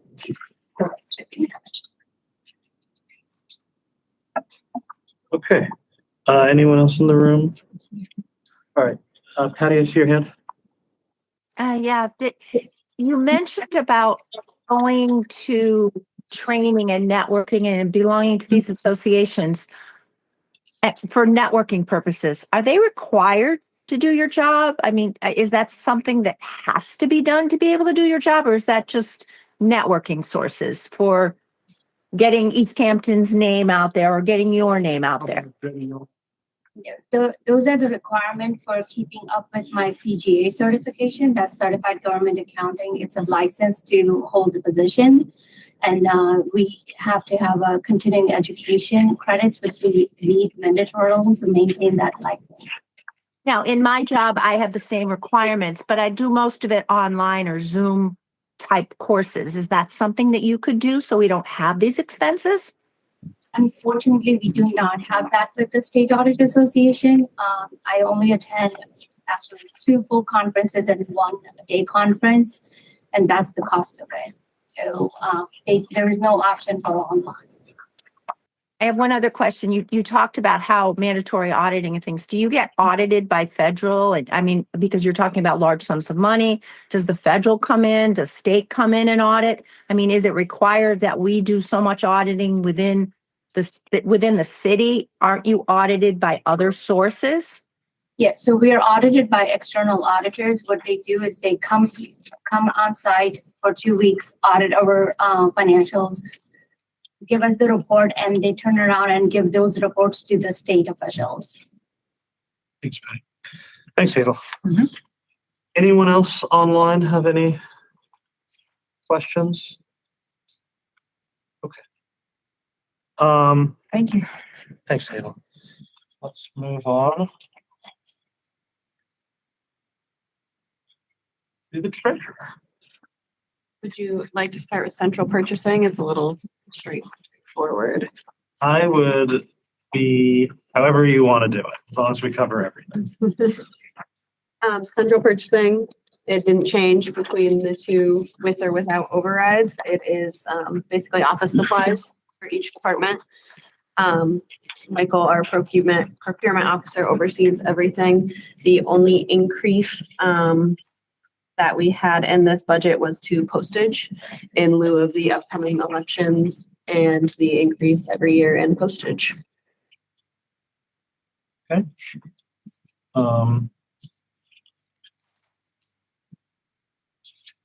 Councilors, questions about central purchasing? I guess I was, I understand we need supplies to make the city run.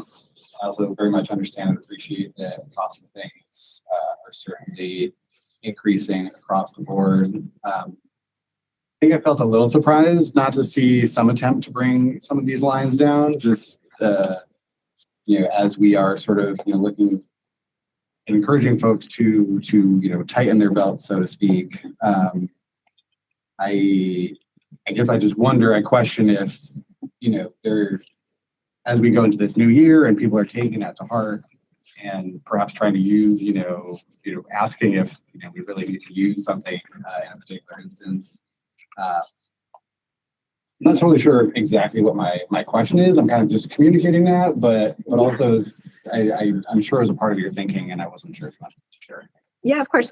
So one thing that Mike tries really hard to do is he tries to find the lowest possible price for an item. One thing he really takes advantage of is, I believe it's the state prison, and getting supplies out of there, because nobody can beat those prices, is where we get a lot of our supplies from. So when you're talking about a bare bones supply wish list, this is it. And he, I have to give him kudos. He's very good at staying on top of departments. As soon as they get close to overspending, he stops it right there. So this is our tightened belt budget, unfortunately. I know it kind of looks a little hefty, but again, most of it is going to postage, to our postage machine, as far as getting out election notices. I know tax title had some increase with new demands that need to go out. So we put a $5,000 buffer there, was the only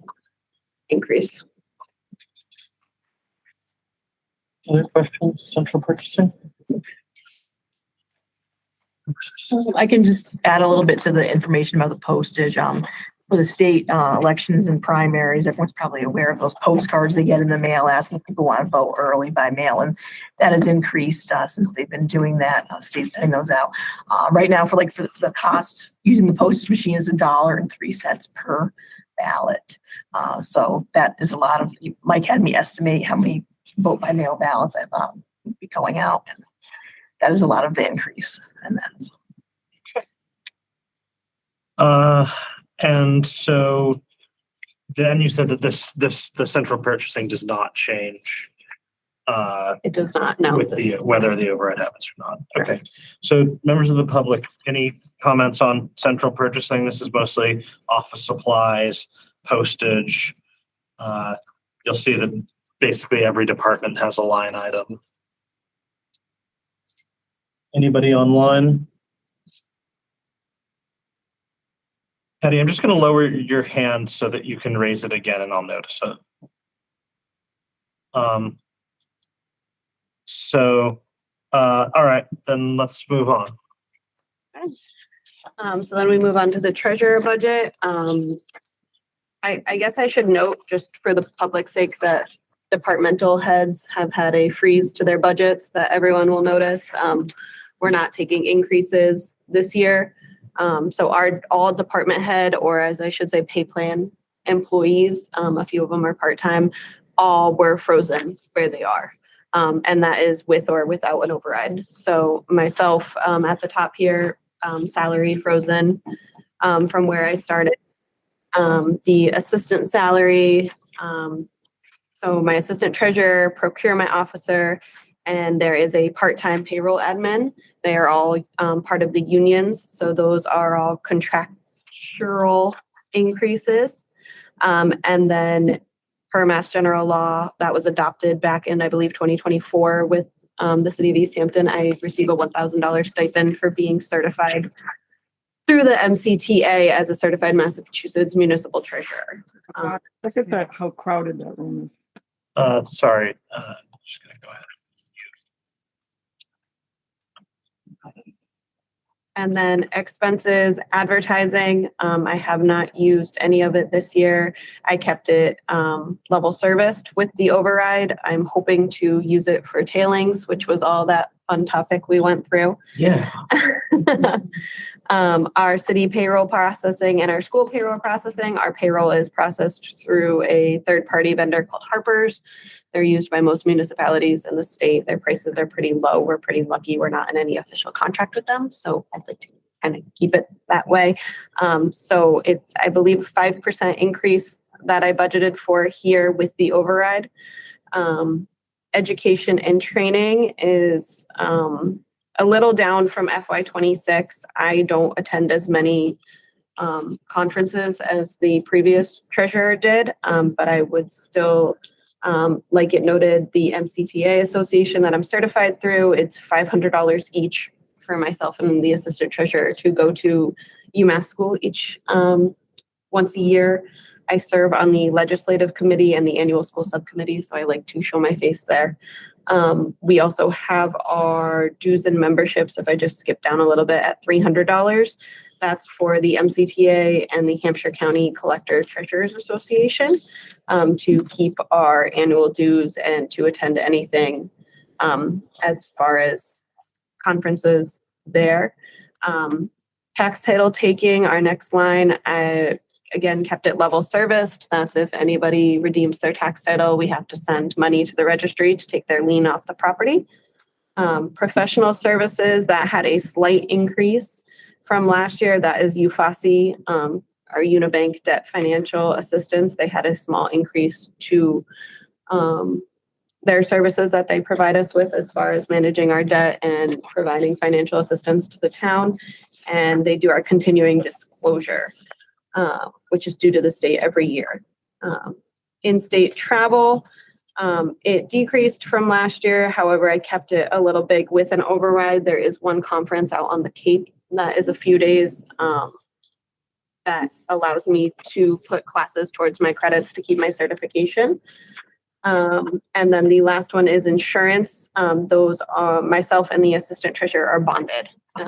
As far as insurance, if any money goes missing, the city has some insurance there to cover us.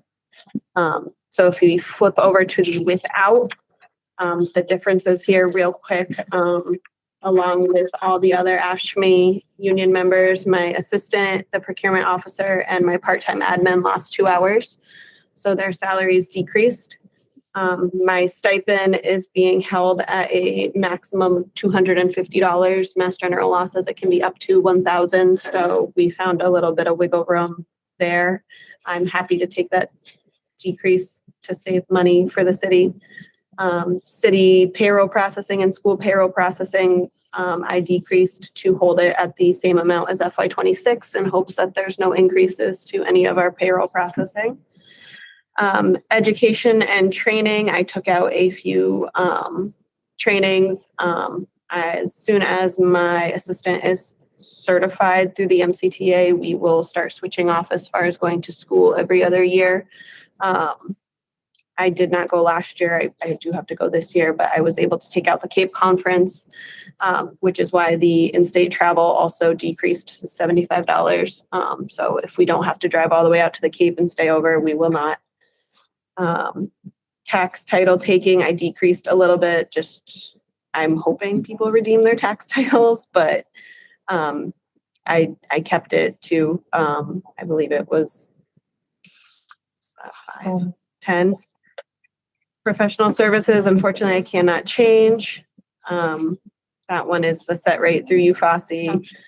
Dues and memberships, I only have memberships to the MCTA and the Hampshire County Collector Treasurers Association, so I would like to keep those two ones.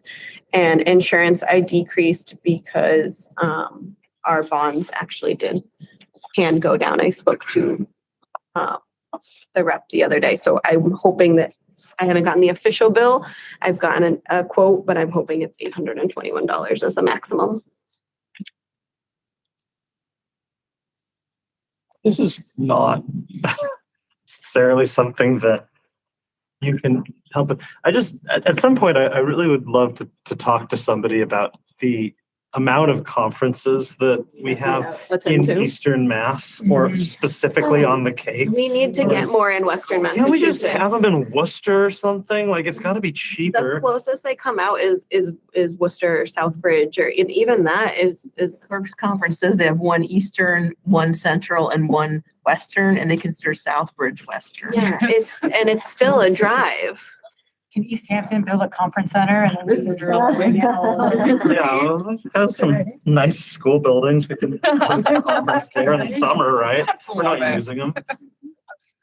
Just using them a little, but you know. First, I just want to acknowledge your willingness to take a cut in your stipend. I mean, I think obviously we're all trying to figure out how to save money, so I just want to acknowledge that. This is really just a comment. It's not necessarily about your budget. But something that you said just made me think of it. I wish there had been some sort of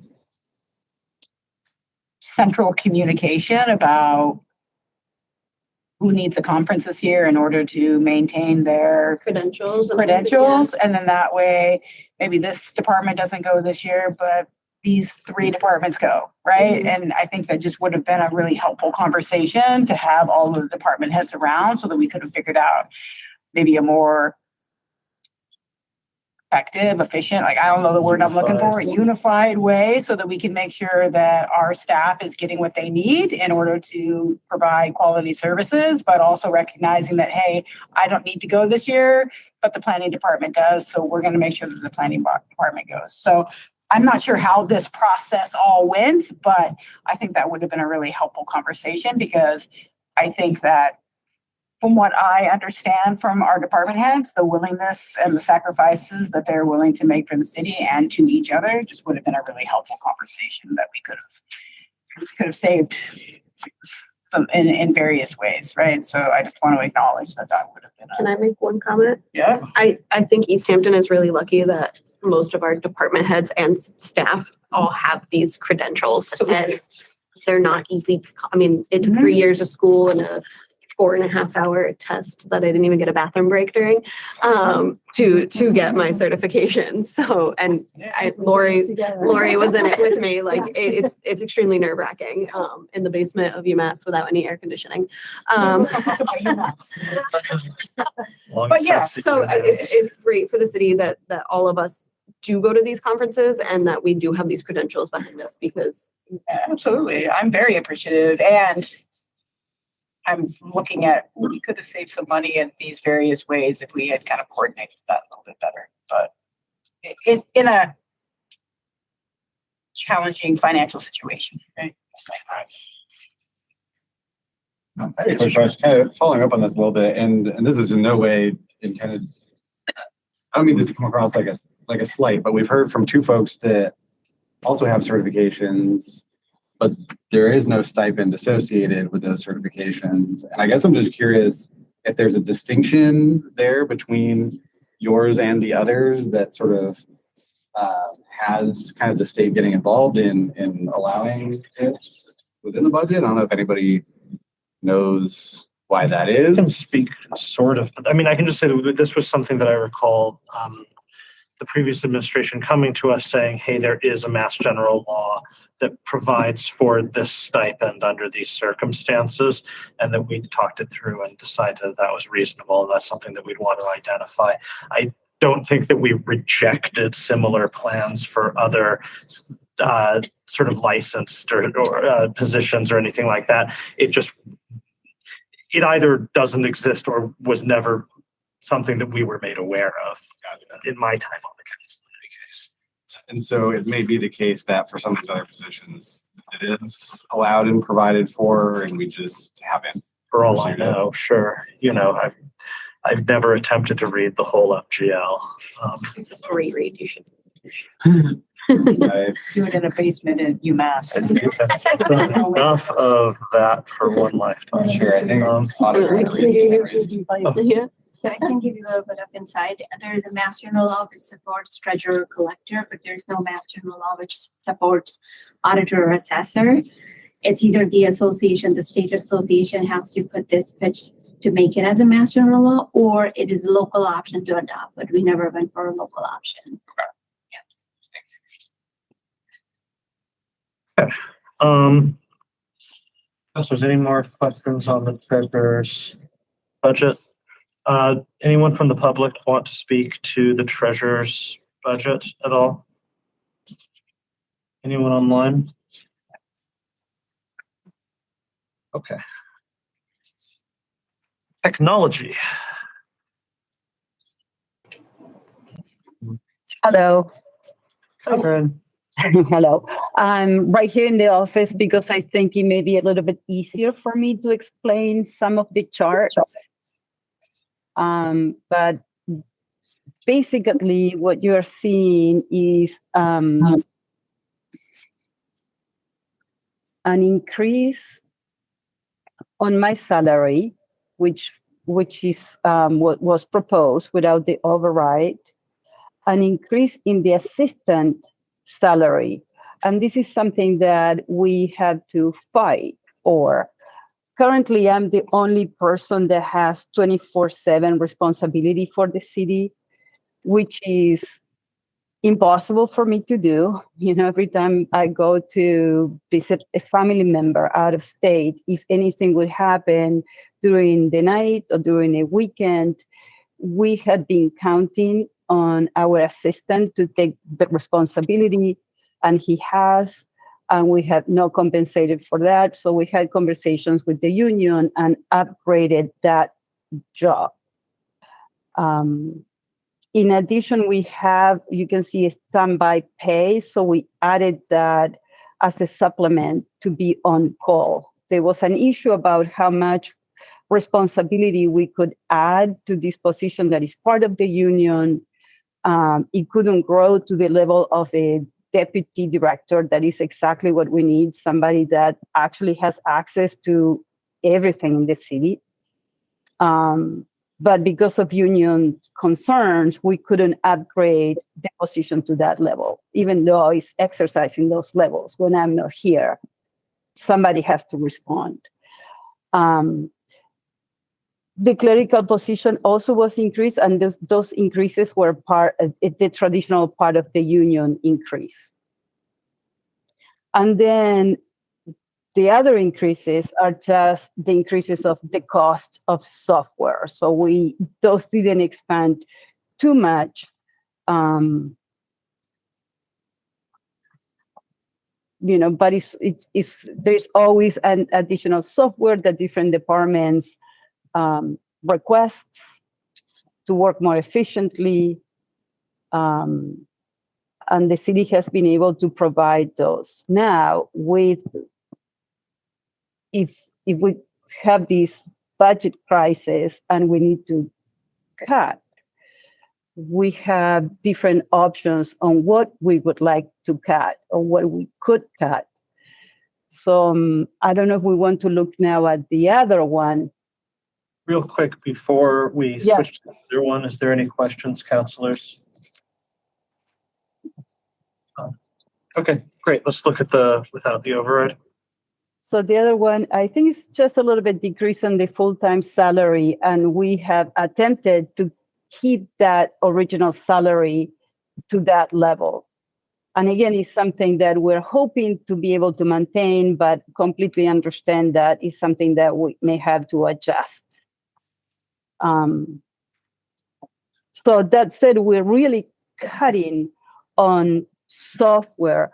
And one of the things that we are able to do is because we were able to use grant money for cybersecurity, there is a $10,000 decrease that we can take this coming year. In addition to that, we're hoping that one of the, as you know, what do you mean by that? That the grant allows you to do a $10,000 decrease? Is that saying that we would cover some of these expenses for this fiscal year with grant money? Yes, exactly. Yes, and in the future, this is a one-time decrease. So this would not satisfy future budgets, and we need to look at another strategy of how do we bring the budget down if we have to leave the following years with a more restricted budget. So this is a one-time that allows us now to make an adjustment of 10,000 without losing much. There is also an adjustment that we can make by reducing the cost of one of the flood cameras. Is something that has been in discussion in City Council, and we are currently paying for two of them. So reducing the cost to one will free $3,000. We have been working in the implementation of a new platform for safety, Central Square, the Pro Suite.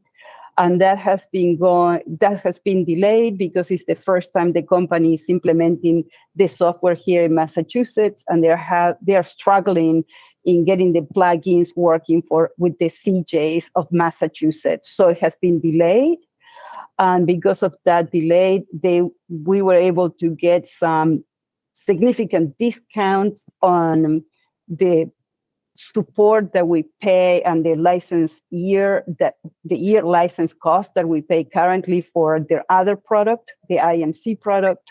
So we're able to decrease that by $21,000. So again, this is a one-time that would allow us to bring the budget down, knowing that this is an error of Central Square. They understand we had been trained, we had been waiting for this upgrade. The city has invested in hardware. They understand we have a server waiting for this platform just dormant when we need the resources.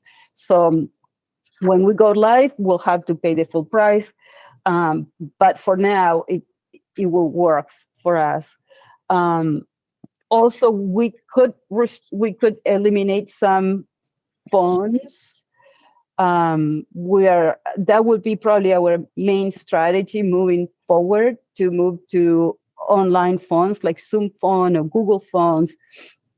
We want to make sure that the quality of those phones are appropriate for a city. We don't want people trying to call the city and getting disconnected, and the feedback from other cities and IT directors is mixed, but it's the future. We're probably going to be moving in that direction, and that will bring the cost of our budget down.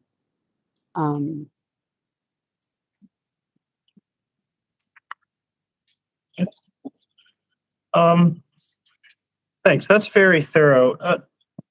Could you just do me one favor and just the various options that you just laid out? Would you be able to just briefly send that to me in an email? Just because that was really interesting. It was just a lot of separate things, one after another. So it would just really be helpful for me to get that in writing so that I just understand the implications of that, if that's okay.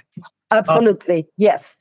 So I guess one question that I have, just being somebody who works in an environment that has a lot of licensed software, is has there been any recent attempts to kind of do, let's just in the most informal and loose sense of the word, call it an audit of the licensed software that does exist and the extent to which it is used, and I just want to make sure because like I know that that there's times where people in my organization have come to me and been like, hey, do you still use this software and that you requested 8 years ago? And it's been like, what, no, there's an open source version I've been using for 5 years. Are we seriously still paying for that? It's like, that's a conversation that I've witnessed like at UMass. And so I'm just curious, like, are we certain, just given the magnitude of the maintenance line item, how sure are we that all of this is stuff that is currently being actively utilized? We're pretty certain. The big prices are the big amounts that we pay for platforms. For licenses, well, for Google also, but for cybersecurity, one of the things that we must do is look at each one of the computers, the configurations, what software is installed, and who is using each software. So we have a tool called PDQ, inventory, and PDQ deployed, and these two tools bring together all that information so we can see exactly what version is being used, because if it's an update, we need to use deploy to deploy the update for that one. So we're pretty certain that these licenses are being used. Okay.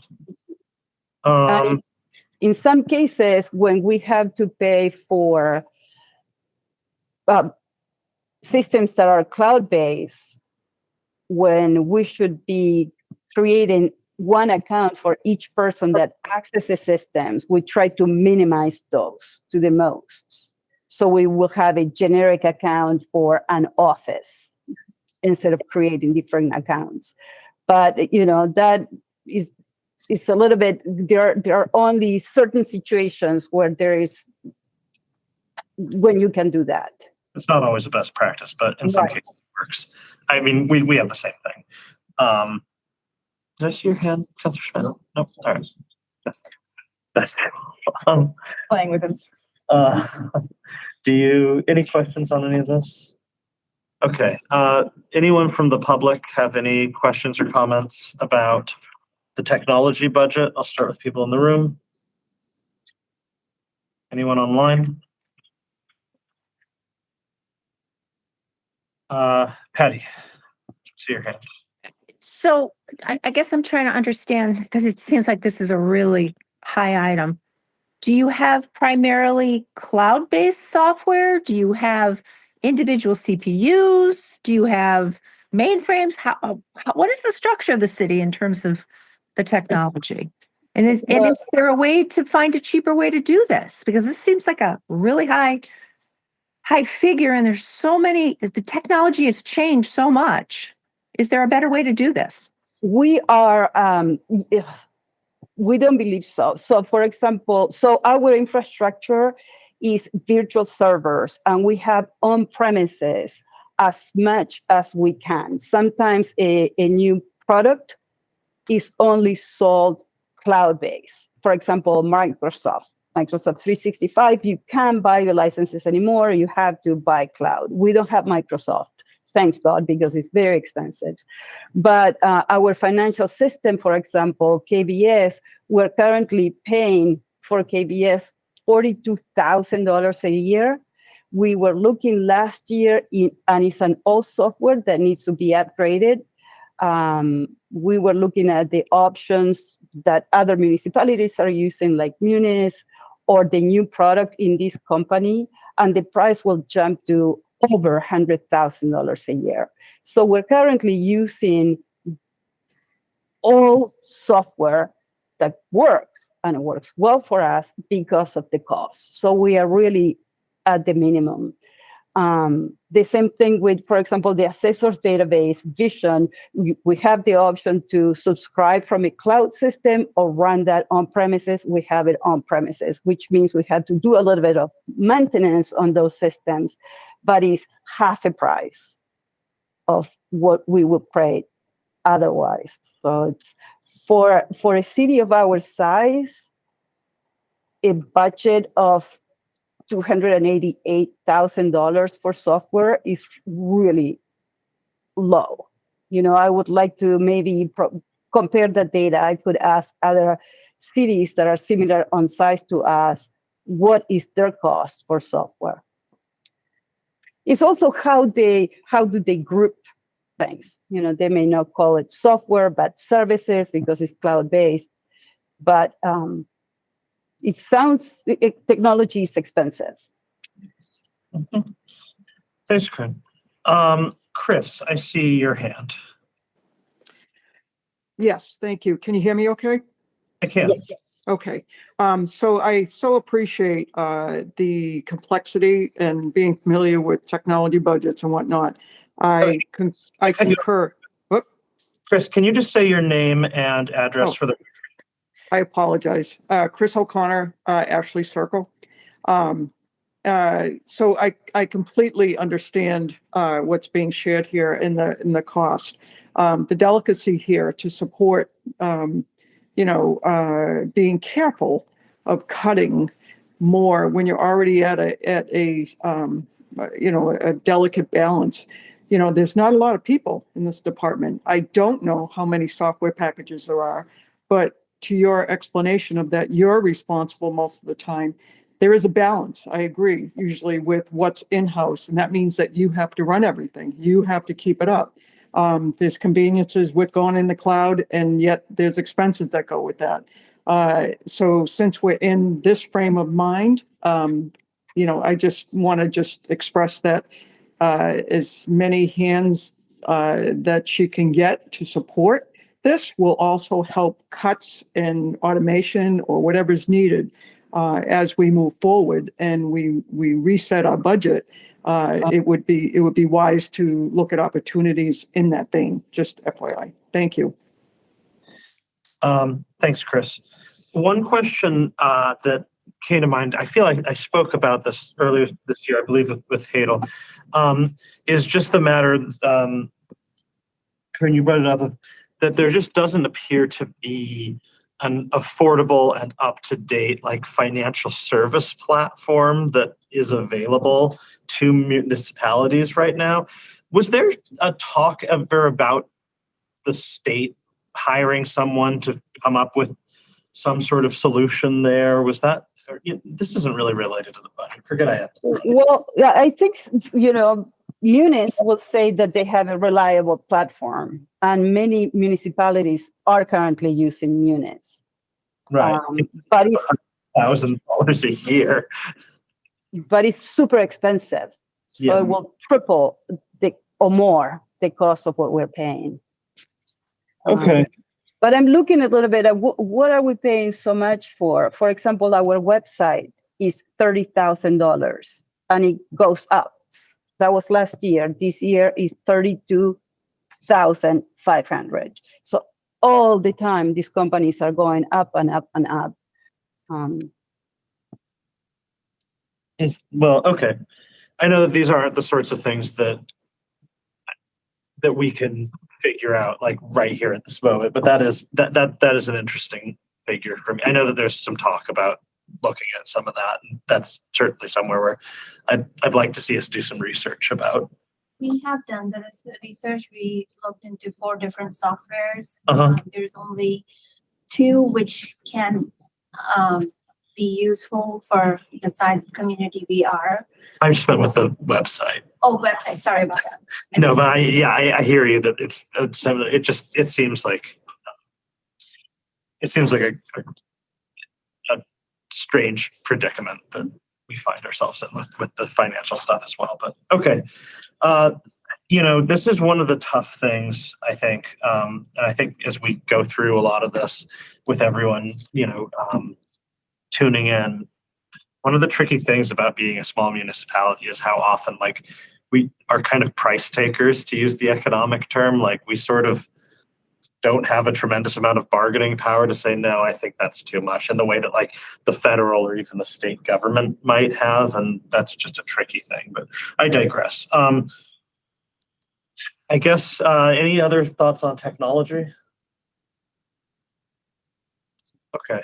Corinne, I'd love to get just the details of the various override cuts so that I could just mull on that a little bit. But Very good. And I think it would be interesting to also include the software and the cost of the softwares that we have. So just to have an idea of, the permitting system that we use for licensing, for dog licenses, for building is $24,000 a year. And this is one of the less expensive softwares. We can provide quotes from OpenGov that is at least twice that amount. Right. So it's expensive. All of us on the finance committee? Absolutely. Thank you. thanks so much. Thank you. All right.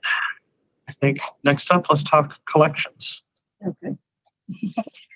So my salary as the tax collector pretty much stays the same. It is an increase of $80 for the year. The assistant salary is contractual with the ASME union, and the clerk, the part-time clerk, she is on pay plan, so she stays no raise, same salary. She is new, so this is a brand new salary. Longevity, I get $750 for being here 22 years in July. Collector stipend, $1,000 because of the Mass General laws for treasurer and collector, because I'm certified, became certified, like we said, the same year as Brooke. That wraps up the salary. Can I just touch on one thing for the Yes. salary? Just since we were just talking about it. That clerk, that's the new position, right? So that, while that's new money being spent, that would ultimately be funded out of a chargeback from Chargeback. enterprise. Yes. So it doesn't actually affect, like, not that I'm suggesting we do this, as we just had a discussion, but like, if we're going through and we cut that item, it wouldn't actually affect the tax rate at all, or the amount of the override at all, because that is coming from enterprise, which is a separate revenue fund, which also needs to be taken care of, but is different and not the same as where we have the shortfall. So, just a quick question. Why is, well, you haven't talked about the other one yet, so I guess it doesn't matter, but why being here basically 3 months, would they get $1,000 raise? $1,000. Well, it's for the clerk, it says 21,960, 68, and with no override, it's 2740. So they've only been here a couple of months, and I'm only showing, I'm showing the same salary with and without. What you're saying. I'm Yeah. seeing, okay, so wait, are we, is it? Well, okay. All right. So yeah, I'm seeing what's on your screen, which is the without override. Can we actually switch to the with override? Thank you so much for helping with this. I gotta figure out who's. Keeping me awake, so it's good. Yeah, It's good. I gotta figure out who's doing this for the rest of the days. Yeah, I'm not Evan, gonna this might be. volunteer. Will you be this coming might- to all of Unless these you give me a meetings? stipend, I'm not gonna Allison, volunteer. she needs a stipend. Okay, so yeah, what I'm seeing is 21,960. Let's get through this and we'll talk about Yeah, the I'm no just trying to- override, but that is, I also noticed that. Okay, do we want to talk about expenses with the override? So with the override, I kept the advertising the same. That is for tax title purposes. We don't have to advertise in the paper for residential, but if there's any non-residential, it still has to be advertised in the paper. That's the new laws that were put forth a year ago. Yes, a year and a half ago, I believe. Yeah. Yes. The deeds, the recording deeds is again for tax title. I have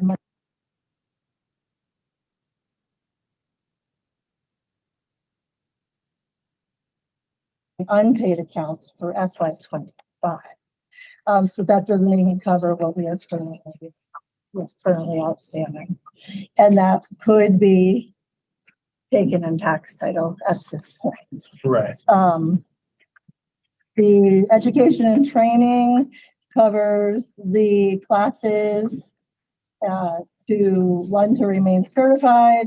And my assistant, she is new, so she has to attend these classes to get the certification. The 1,500 for tax title foreclosure and takings, that's new requirements. We don't know what the expenses are gonna be because we need to post on the property instead.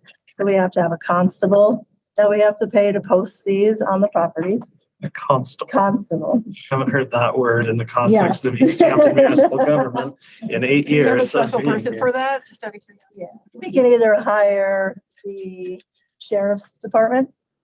But Which they they were pricey. were correct? $39 per document.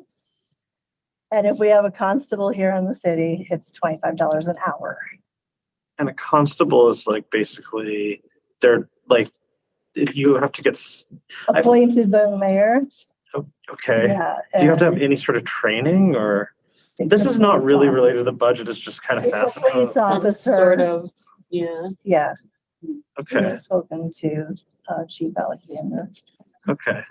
about somebody. Printing went up. Professional services. That went up because of printing with our deputy collector who prints our bills. He, until fiscal 27, has not charged us for printing of our excise bills. That is changing because he has fees that are increasing on his side. So this is a state,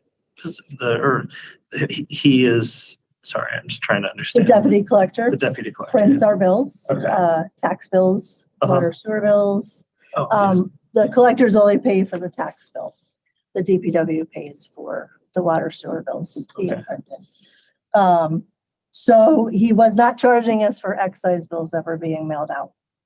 And now he's going to 19 cents per excise bill. The first commitment is about 14,400 bills. And then it goes down from there, like probably under 1,000. And there's a commitment every 2 months that goes out for excise. So that increased. I increased the postage by 10%. We are already going to be showing a deficit in FY26 for postage Mhm. because of the increases. And we can't control the amount of extra demands that go out. We're not in control of who pays their bills and who doesn't. So we're not in control of how much that's gonna be. Right. Office supplies, that was forms and envelopes through the deputy collector. And when we go to the no override, that has been decreased. In-state travel is for the conference that's been spoken about out east, for me and the assistant. And you do get credits, like it was said, to keep or to be able to take the test to become certified Right. as the assistant tax collector. That would be her scenario. 228 is the dues and memberships for the MCTA, the Mass Collector Treasurer Association. You have to remain a member in order to keep your certification. The safety deposit bonds is the bond. Those had to be increased this year and it was brought to light by the outside auditors that we were not at the level we needed to be at, set by the Secretary of State. And it's by the size of your community, how much you should be bonded for. So we had to increase that. And go on to so tax collector salary stays the same. So we're now switching. Switching, yes. To the no. To the no. The assistant salary, assistant tax collector, she will be losing the 2 hours per week. The clerk, stays the same. My longevity is going down to $250. And my stipend is going down to $250. Okay. Advertising, we dropped to $300. You probably won't need as much advertising depending on who pays, who doesn't pay. Sorry, so it would be falling From $22.95.80. that's a huge drop. Yes, because most of our tax titles are residential. Mhm. So we're just keeping a placeholder in case there's any kind of commercial that go in, because we do have a commercial property that is behind, but not necessarily in danger Okay. of tax title, but you never know what will come.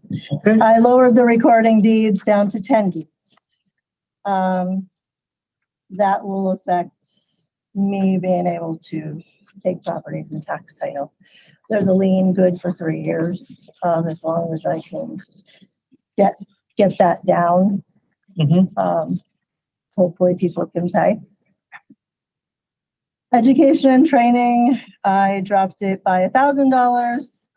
So Sally, my assistant, can continue to go to UMass school. Tax title taking line, we dropped it to 300, just as kind of like a placeholder. So it doesn't completely, yeah. And that's also for, posting on the properties and the constable. Professional services kept the same, postage kept the same. Office supplies, I dropped it to 300 for a placeholder. Again, that's for forms and envelopes with the deputy collector. The in-state travel dropped considerably because we took off the annual conference for the MCTA, but she still has to travel to definitely UMass. And if there's any other spring conferences that might have pertained to her, that will be good for her to go to. And those are out east. Dues and memberships stayed the same, and the bonds have to stay the same. Okay. Councilors, questions? Councilor Jenna. I apologize if I missed this. Who was the deputy collector? Arthur P. Jones. And what is his relationship to this? I don't know, I'm trying to understand the connection. A tax collector is the one that hires a deputy collector to pursue excise. So we have the first excise bill, and then it goes to demand. And then if we still can't collect it after demand, then it goes to warrant, and that's where it gets turned over to him to collect for us. So still trying to understand, sorry. So we hire this person, but that this person doesn't have a salary. Like, I'm trying to understand. He puts his own fees on the bills once they're turned over to his Yes. office. So it's like 25 cents per real estate, personal property, 19 cents for excise. And that includes his. Okay. His. So I have a question again, just like I asked, asked the assessor. What are you losing between these two? The assistant, she's gonna be 2 hours. I mean, I just get the clerk, but now she's gonna be losing 2 hours if the override doesn't go. So, and that'll be, it could put some strain. I don't know yet because the clerk is new. So it may not put as much of a strain as we initially thought without the part-time clerk. I am just, I guess, reacting to this and trying to figure out whether your approach here, I think, has been notably different than some of the other people. And I've tried to figure out what to make of that. I think probably it's praise, but I just want to make sure that it seems like there's some things here that philosophically most of the departments, including the city council, opted not to cut because we kind of felt like these were, things that we were going to face one way or another. For instance, advertising. I was like, well, whether there's an override or not, we're going to have to, assuming that the same sort of things are going to come through town, we're going to have to advertise for these processes. But you've brought advertising down from $2,295 to $300. It's pretty. Is there a reason why you think that in the case of an override, there would be less need to do that kind of advertising? There's less need because of the changes in the law on how we do tax titles. Before, we had to put it in a newspaper, and for residential, for all properties. Now you don't have to do that for residential properties, which are the majority of our tax titles. But you do have to do it for non-residential, commercial, industrial. So is it a courtesy then that you're putting it in the newspaper? So if you don't Not a have to do courtesy. it. It was a requirement. It was a requirement, but It now was a it's not. requirement. So It is still a partial requirement. Residential, you don't have to advertise. no, I in understand. the I get newspaper. that. But if I do have a commercial property, So then Right. I would still have to advertise in the paper. I guess my question then is if there's a requirement that means that we no longer have to do it, then why not reduce that line item on both budgets? Right. And so that's, I guess, with some of these that you feel like you'd be able to reduce, like, Yeah.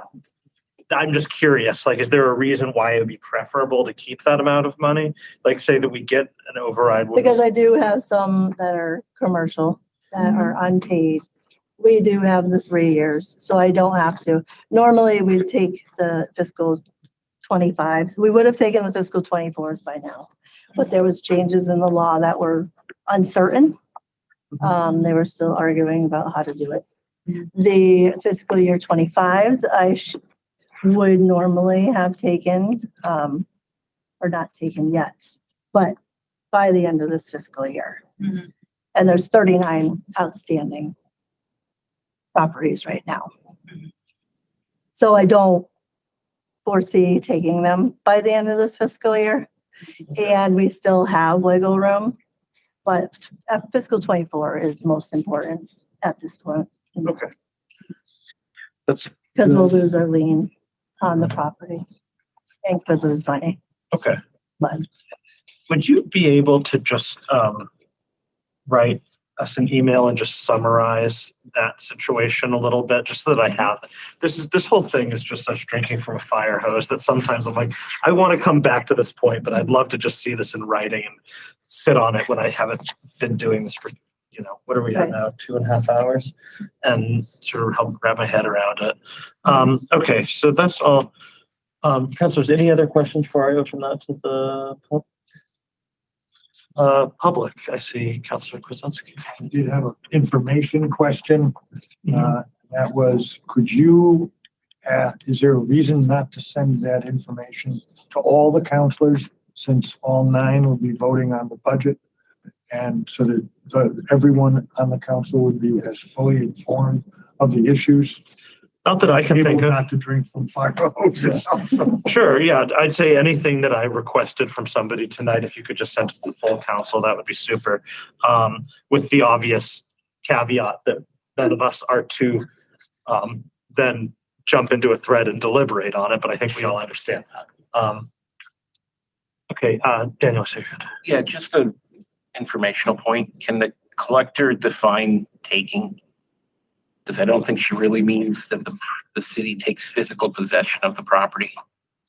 right, tax title, if it goes unpaid, we do a tax taking, and it is then sent to an attorney that the city hires for tax titles.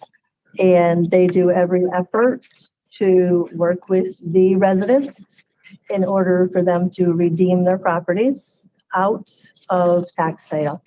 If they're unable to do that, everything has been exhausted. I think there's an amount, and I don't know that amount off the top of my head right now, where it would then go into land court, and then the land court would decide then deem it owned by the city.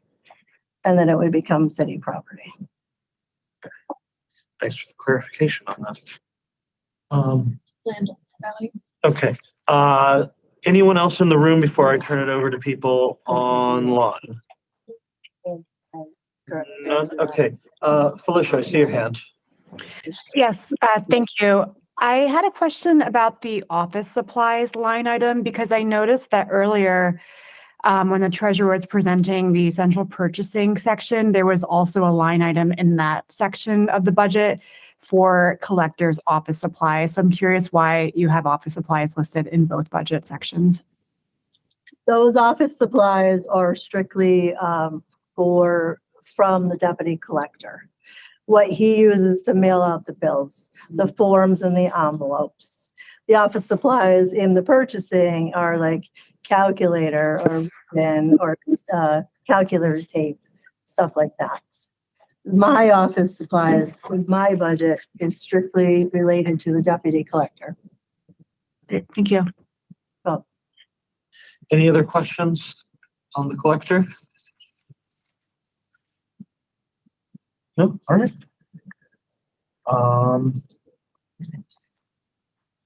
Move to where did city attorney, human resources.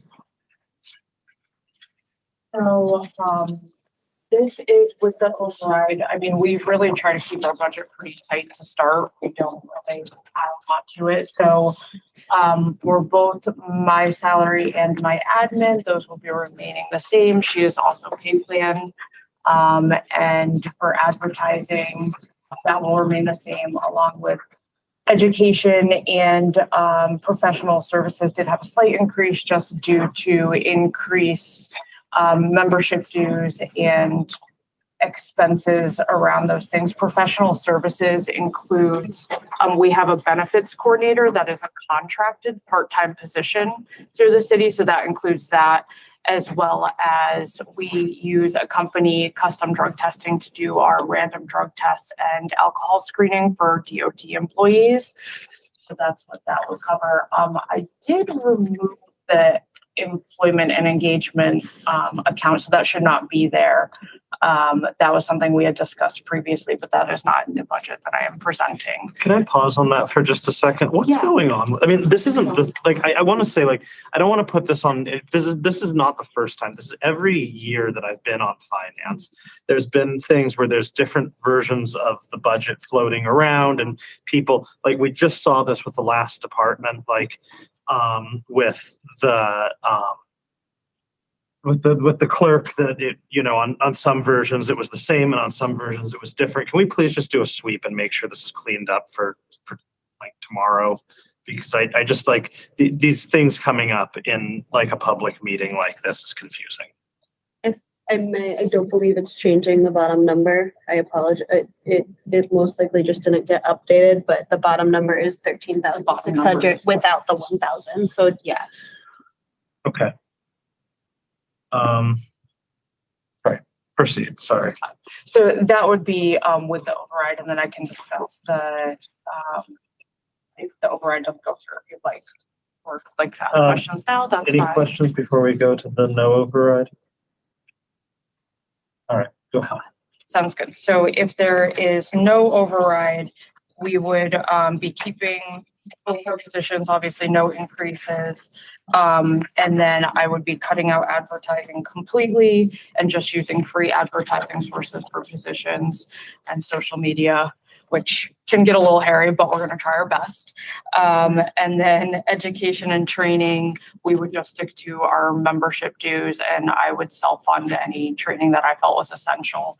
And then for professional services, I would be eliminating my benefits coordinator and shifting those responsibilities onto my admin and myself. So the 2,700 will remain because that is a contract and we are obligated to give notice for that contract. So I would need to give 3 months or 90 days notice for that. And then we would also keep the custom drug testing because those services are essential for our DOT employees. Okay. Counselors, questions? Is the clerical AFSCME? She is not, because her job has so much access to confidential information with personnel files and everything like that. She is a pay plan employee. So to clarify something. Go ahead. Beyond the department head level positions, the assistant in the HR department and myself are the two pay plan non-departmental levels. No, there And are that's additional full-time for, positions. oh, sorry. No, I'm there are confused. several other, because Parks and Rec doesn't have, they have a bunch of employees who are non-union as well, as they chose not to join the union. And, yeah, then a bunch of part-time employees. So when we met with our attorney and, asked me when we originally went through things, there is also the city engineers who are also, because of their level of access to things and the work that they do, it didn't seem appropriate to put them into the unions because they were almost like a sub-department head. So there are several positions that were assessed to keep out because of the types of roles that they had. Is this person losing 2 hours? She is not, and I really advocated because she is going to be taking on a part-time position if I have to get rid of my benefits coordinator. So to reduce her hours and also require her to do more work, like an excessive amount more work, seemed very unreasonable in my opinion. She's already not getting any kind of increase this July. So this professional services is going to go to you and her? It won't be shifting. The duties will be shifting to us, but there will be no pay increase. No, that's what I mean. Oh, I just meant yes. The work. the Yes, professional I'm sorry. services. Yes, that's correct. Any other questions? I just want to know, and perhaps this is different on your copy, but at least in the one that, essentially what I'm accessing here tonight is just what is currently posted on the Absolutely. website. For the without override budget, for the actuarial study, it's listed at $1. Yes, and so that is yes, correct. I'm sorry, I forgot to explain that portion. So that is a study that needs to be completed every other year. So for this coming budget, it does not need to be completed. So usually we just put like a little placeholder. So that's what that was there for. Usually we would do like $100 placeholder for those years off, but just did the $1. So the $100 placeholder and the with override budget is still just a placeholder. How much Yes. would that generally cost? It costs, this year it was 9,500, a little bit more than that, I believe. So it does increase every year because I think the 2 years before that was around 9,700. So we do see about a $200, $300 increase every other year. This is probably, sorry, go ahead. I just want to ask one more question. If I remember correctly, the director's salary is based, the step increases came from ARPA funding?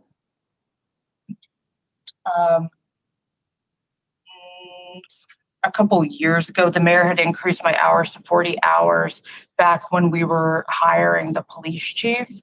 And I had to work more for filling that role, but I'm back to 35 hours. And it's all general funded and it's been general funded last year.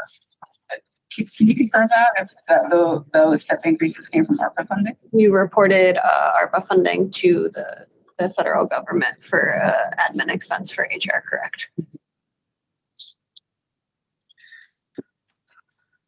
Okay. Any other questions on HR? Members of the public, any questions or comments on HR? I'll take the room first. Okay. Online, anyone have any questions about the Human Resources Department's budget? Okay. I guess we can move on to the city clerk. Okay, over clerk salary, my salary is unchanged, as someone else mentioned, the department heads are not getting a step increase this year. The assistant clerk, union, she's a union member, so the position is union, so that would be a reduced 2 hours a week. My longevity, I've been here almost 32 years, excuse me. 94 in June of that. So anyway, I believe everyone who was eligible for longevity was reduced to 250. So as is mine from 12. The binding of, I'm sorry, I'm comparing both. I guess. Yeah, why don't you start Let's with go with one and one, then we'll go. excuse me. Okay, so the binding of the records, that's when we put two years of street lists in a hardbound book that we keep here at City Hall for, sometimes people need to prove that they were at a certain address or in Easthampton for certain reasons. As we're supposed to keep it anyway. Education and training had been moved by the previous clerk to the election there. Professional and technical services, that's census, usually just census related items. Office supplies, $850. I have been buying my own office supplies this year as clerk, but in general, we were ordering our own envelopes also through MassCore, correction facility. But I'm switching to the general ordering through the procurement officer because we're supposed to have standard envelopes, not with our name of our office on there, which you're using those up now. Let's see, the printing, that's anyway, it's low. I'm not sure exactly what that was in there before. The dog licenses, we were trying to go for we go with Franklin Council of Governments for the dog licenses. There is I believe a $40 bidding fee, and the licenses are by far less expensive than other companies. I originally increased it by $150 because I was going to try to go with a different company because they're not made very well. They're hard to read the numbers, but that was why I was going for a different company to produce the dues and memberships. There's a Mass Town Clerks Association, New England Clerks, from the assistant and I.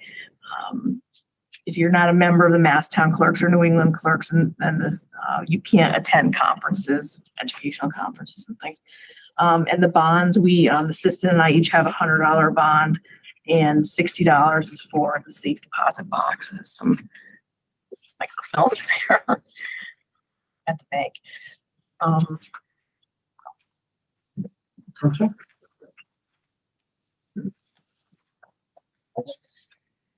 Did you? I didn't kick you off. Oh, I got logged out of my account for some reason.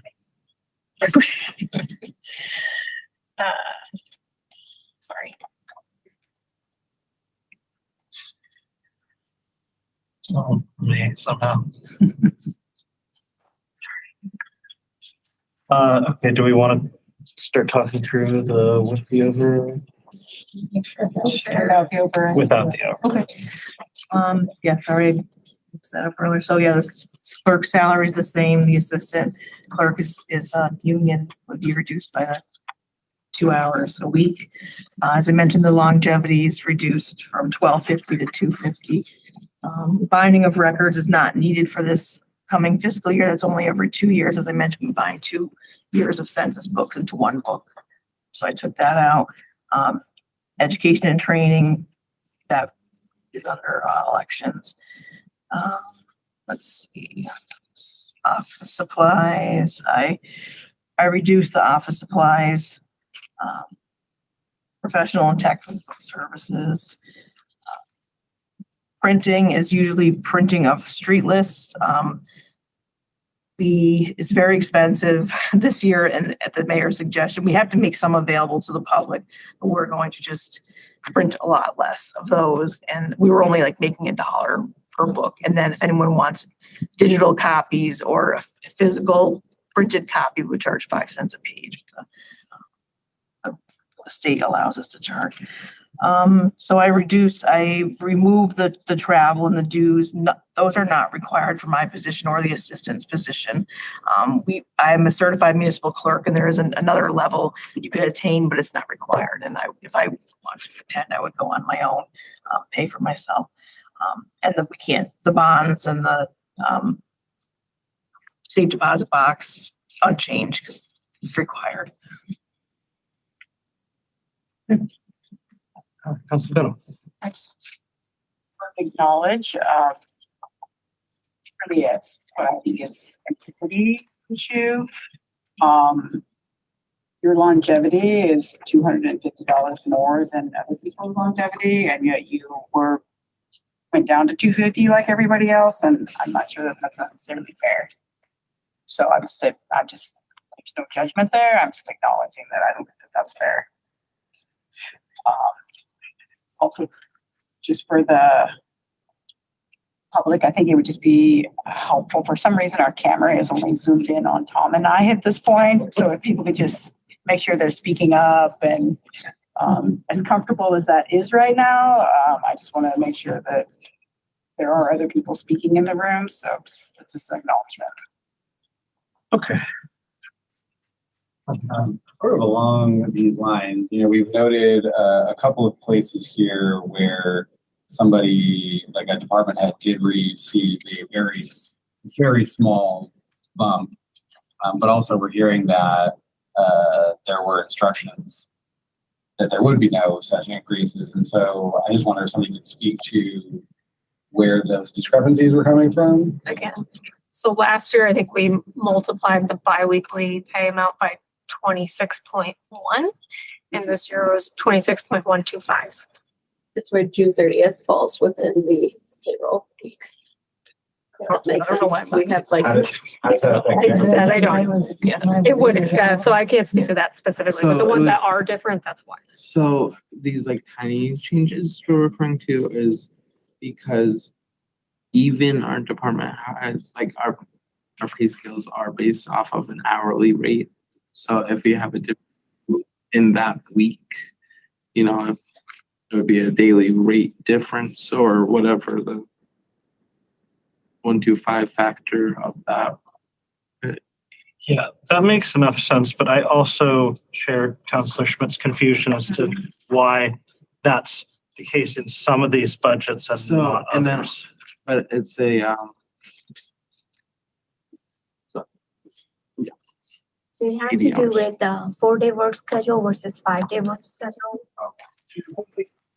So then the calculation changes. If June 30th is on Tuesday, then and a pay period is 5 plus 2 days versus 4 plus 2 days. Glad we got to the bottom of that.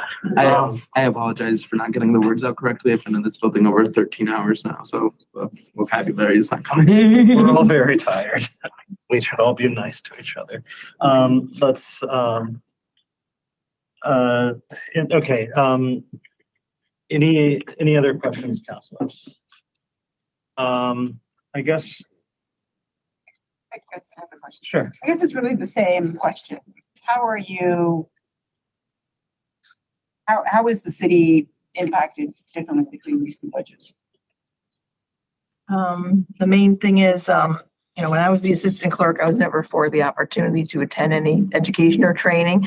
And now that I have, and some of the conferences I did pay for my own lodging, but I really enjoyed going, learning new things about the office. I think a lot of valuable information, making connections with other clerks and assistants. And I would like to continue, attending on my own. I really enjoy that. That's the main thing that will be reduced. I reduced the office supplies. I really don't foresee much under elections. We'll get to that. We have a little for office supplies, mostly labels and things like that for mailing out ballots, but we're pretty much set for mostly what we need. And I do tend to buy a few things on my own. So. I have a question just about miscellaneous professional and technical services. You mentioned that's primarily stuff related to, when you say the census, I assume you mean the local census, not like the United States census. The yearly town census. We have a vendor send out the forms. There's about 9,000 something forms. So if the cost of that goes from 1,500 down to 1,000, what's the impact of that? Well, it could include other items in that line item, which, I'm not exactly sure what it was in there before. I have to look. I was trying to look at my phone earlier with my more detailed information, which I didn't bring. That's fine. I'm not trying to put you on the spot, but would you be able to just send the council an email with the details? Yeah, I know more about the elections budget than just the expenses that change and what that would realistically look like. I just want to get a better sense of that, and I understand. But if you could just send that out, then that would just help me to wrap my head. There's just so much going on here. Okay. Any other council questions? Anyone in the room have any questions or comments about the city clerk budget? Anyone online? All right. Next up, we have elections and registrations. Yeah, so elections falls under the clerk's budget as well in our office. There is only one budget without the override. It's really been pared down quite a bit. The election and registration clerical, we have a 3-member board of registrars, and I am also a member, so I guess it's technically 4, but the clerk has to be a member of the board of registrars, and the 650, it goes by Mass General Law, by your population. It's $50 per 1,000 voters, I believe, so that makes sense. We have like 13,000 voters, 13,000 something voters. The 525 is the board of registrars 3-member board, and it's split between the 3 of them. And that's been that pay since probably when I started, so I'm not sure. Couldn't find where that was. It must be a Mass General Law, but I believe that could have been increased for the board of registrars through the years, also according to population, but it has not. So you'll see the fiscal year 25 election and registration, other positions, those are the election workers on election day mainly. And this fiscal year ending now, we only had the one city election. When we have state elections, we not only have to be open, 7 a.m. to 8 p.m. on election day, but we are required to have 1 week of early voting in person before the primary. And it goes by your population as well, but we have to be open our regular office hours and in addition 6 hours on the weekend. And for the state election, it's 2 weeks. So we do 2 weeks of early voting in person and 2 weekends because we have to be in the office, and we do assist worker upstairs. We have 1 election worker working in the school open area, signing in the voters with the poll pad and giving them their ballots and assisting. We also, because of the volume of ballots, we have what's called, the state gives you different options, but rather than bringing thousands of ballots out to the polling place and trying to put them through the same machine that in-person voters are using the same machine, we have what's called advanced processing, and the state allows us to we have teams of 2 people, usually 6 people total. That's why the salary was higher, is what I'm trying to get at. And they do that, we do that like 3 different days during the week. And one will check in the ballot with the voter, the early vote ballot by mail or in person upstairs. And this just reduces the number of ballots we have to process on election day. We don't print any results or anything, but it's a certain procedure we have to follow, but we're allowed to check in the voter, open all the ballots together, put them through the machine, and so forth. So usually, like I said, teams, they get paid minimum wage, $15 an hour, they're election workers. On election day, we do have a warden who's in charge of the polling place. They get $17.25 an hour, and the second in command is called a clerk, and they get 16, but the general workers are 15. We also have constables, and they get a badge, but they're not police officers. It's usually retired persons that do that to keep the peace at the polls, but they get a badge and everything.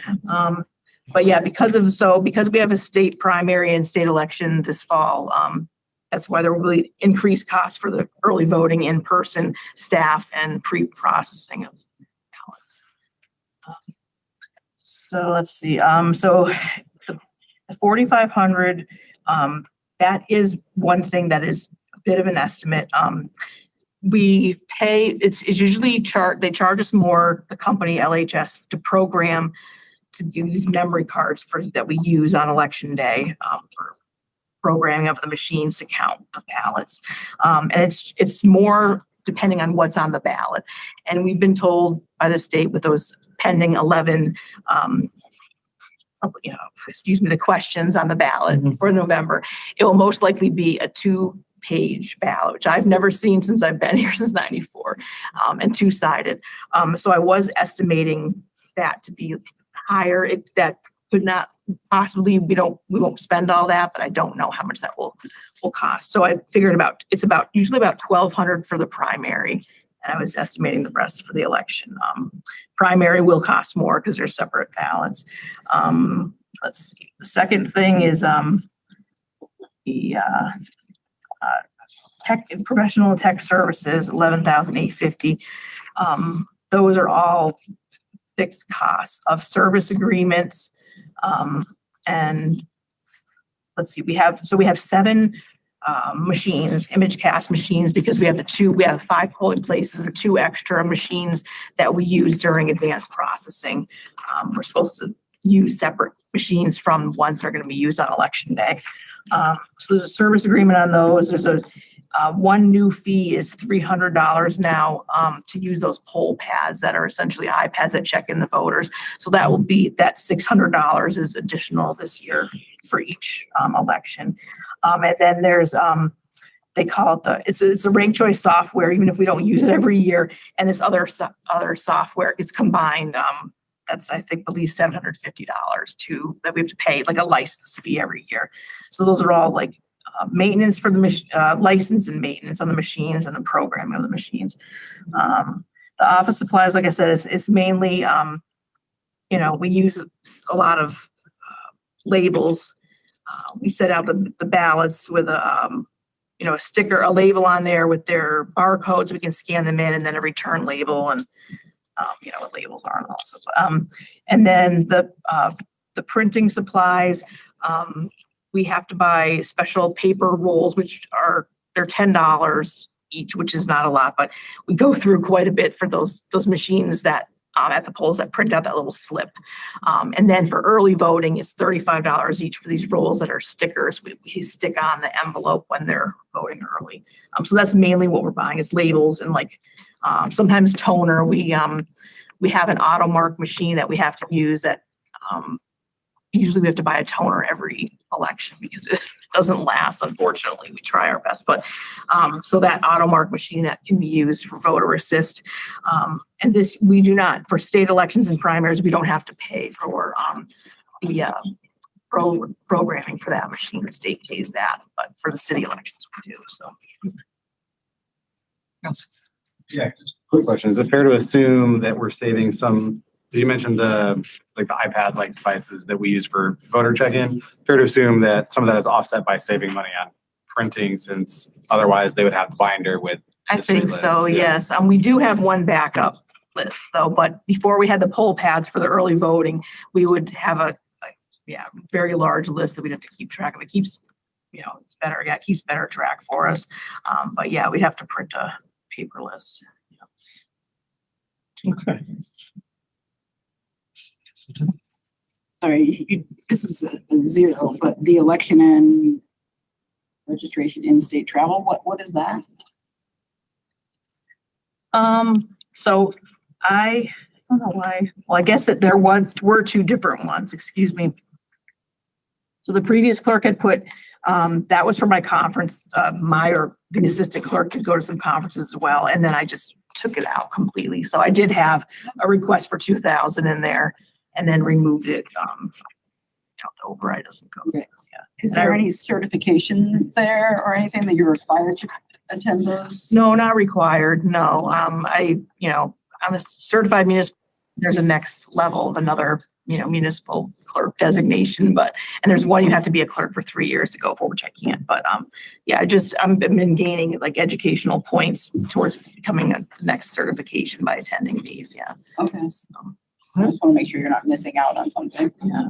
But I apologize that was a little bit of an increase because before we knew the state of things here, I was trying to include the assistant that she could attend to, which she did go to one with me, but so that was a difference from the whether the override would pass or not. So I apologize for that part. So these should be 2 budgets, one that has the 2,000. The travel, yes. Yeah, the travel, yeah. It's the only difference I see. Yeah. Let's make sure I did take out the fees, dues, excuse me. I took out the dues, yeah. Okay. Oh, the dues were on the clerk one, I think, so, excuse me, the travel was on here. Great. Any other questions? I see people have their hands. I just, any counselor, like committee questions? Okay. Anyone in the room have any questions or comments about the elections budget? No? Okay. We've got some people online, starting with Counselor Newton.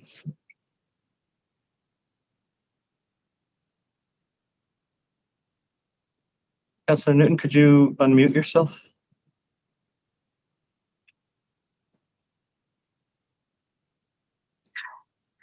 All right. We'll come back to you, Counselor Newton. Chris. Chris O'Connor, Ashley Circle. Just a question. You were mentioning about bringing in iPads to the process of the election to track, I guess, the incoming voters. Is there a software package that's related to that you're using? Well, they are technically iPads, but they're configured to be called poll pads by a company that, you know, services them. And we do an update, like, you know, online with that. There's a whole, a website for that and everything. Another, we've been using them for, I think, about 6 years now, but one other benefit is the state voter registration system requires that we update voter history. So every, there's thousands of voters. Sometimes we would have to do that by hand in the past. Was a barcode scanner. Now we just download the file and that would be several days and hours for an employee to do that, which now is just. So totally get that. And so that's great. And the last question would be that, is there a backup to that in case something fails? We always have paper, as hard as it is. Yes, we do print one, sorry, I didn't wait to be acknowledged. We print one paper list, yes, for the polls. At the very end? I'm sorry, what was that? At the very end, that's when it gets printed? After the event, it would get printed then? Is that when you say you have one list? No, we have a list available on election day in case something did happen with a power outage or something with the poll pads. And we do have 2 poll pads per precinct. So if something did happen with one, the other person could check them in, or if we really had to use a paper voting list, we could.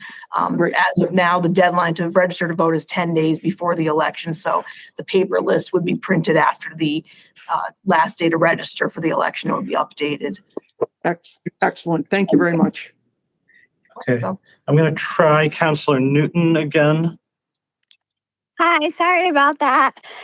I have a question about looking at the no override budget book versus the yes override budget book. I'm noticing, and I'm wondering if you are also noticing this in your documents, that the actual to date in FY26 and the actual to date in FY26 for yes versus no, the numbers are not the same in what I'm looking at. Are you noticing that in yours? Yeah, the election printing number right here. These are all. They're significantly off. Yeah. Split screen. Yep, I'm also seeing that. Okay. City folks, any idea what's going on there?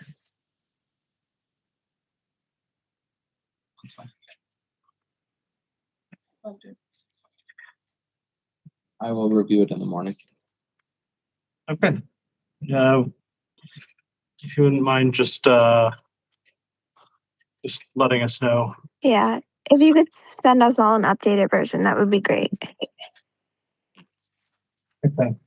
Thanks. And then Patty, I see your hand. Yeah, Patty Cavalli, Maxine Circle. Actually, Amanda asked the question because I saw that discrepancy. I was curious about that. But also, I do have another question. Is the amount for this special election for the override, is that in these figures, or are we going to be up short? I mean, where is that money coming from, the special election? Well, that would be happening in this fiscal year, not next one. So it wouldn't factor into the budget for next fiscal year. But still, where is that money coming from? Is that going to be a bigger deficit? Is that, I mean, because that's going to throw all these numbers off and we're going to have a deficit. So where's that money coming from? I don't know right now, and I need to talk to the finance people, but right now we're here to talk about this next fiscal year's budget. So that's a valid question, and I'll hope to get I can try and get an answer for you, but that's not what we're here to talk about tonight. But I appreciate it's a valid question. We just need to figure it out.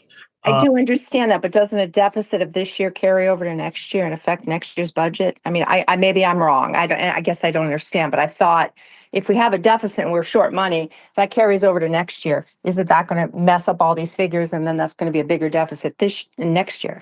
It depends on the funding source and exactly how we end up doing that. If I suspect that, like in special elections in the past, We do not let any department do deficit spending. That's one of the internal control policies. What's going to happen if there is a need for additional money and there is no funding for that, it will go to the city council to support the expense before it takes place. Right, so it'll probably mean an appropriation. Where exactly that appropriation comes from is not before the city council at this time, but certainly will need to come before. Thank you, though. I'll try and get to the bottom of that. Councilor Newton, I see your hand again. Sorry, I forgot to put it down. Okay. Okay. Great. I think then if there's nothing else, we can move on to planning, which I believe there's building operations, but we usually do building operations, even though it's in this section, we usually do it at the time that we do DPW. So I think planning will be the last for general government.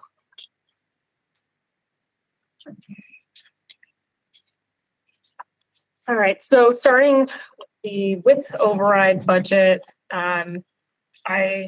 there's, in addition to myself, there's 4 staff that are included in here that have they're all in the AFSCME union, the professionals union. They have their contractual increases that are budgeted. My salary is staying the same, as we have discussed multiple times. Advertising, I did increase because I overspend. I've already overspent for this year. You're not seeing that in the actual number there, but I've already spent twice that. It's about $622 every time we have to advertise a public hearing for like an ordinance change or any city business that requires a public hearing notice in the newspaper. It's expensive. So we've got a lot on the ordinance committee agenda. I'm anticipating more newspaper advertisements in the year ahead. Education and training kept the same. We, whenever possible, try to save money there by billing to grants. If there is a way to do that, this last year we were able to do that, which is great. So we saved some money. That same grant that we billed from this past year, we won't be able to bill from this year coming up. Conservation Commission conservation miscellaneous expenses is for our conservation agent to buy the equipment she needs to do all of the field work that she does. So things like heavy duty boots, tick repellent, there's just gear that is needed for her to do her job safely. Pioneer Valley Planning Commission is a mandatory assessment that we have to pay every year. Every community that is covered by the Pioneer Valley Planning Commission is assessed dues every year based on population size. In-state travel, again, it would drop just slightly, but that covers all mileage and expenses associated with traveling to education and training. One thing I do want to add, education and training and in-state travel also cover costs for our volunteer board members to go to training. So planning board and zoning board are all volunteer board members, but they do somewhat technical work, and not all of them necessarily have a background in it. And so it is important for us to be able to offer training to them. There's some really great state organizations that do offer that at a very reasonable price. But between, it's about 12 members with alternates and everything. If they all wanted to go to the conference, it does add up. And we would cover their mileage as well for that.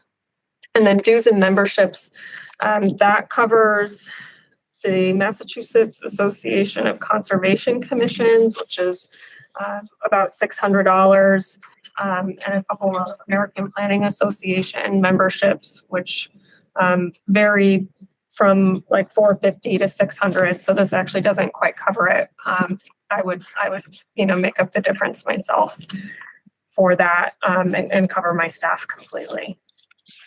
Okay. And then we want to look at, is there any questions about any of that before we go to the no override? I guess kind of. Sure.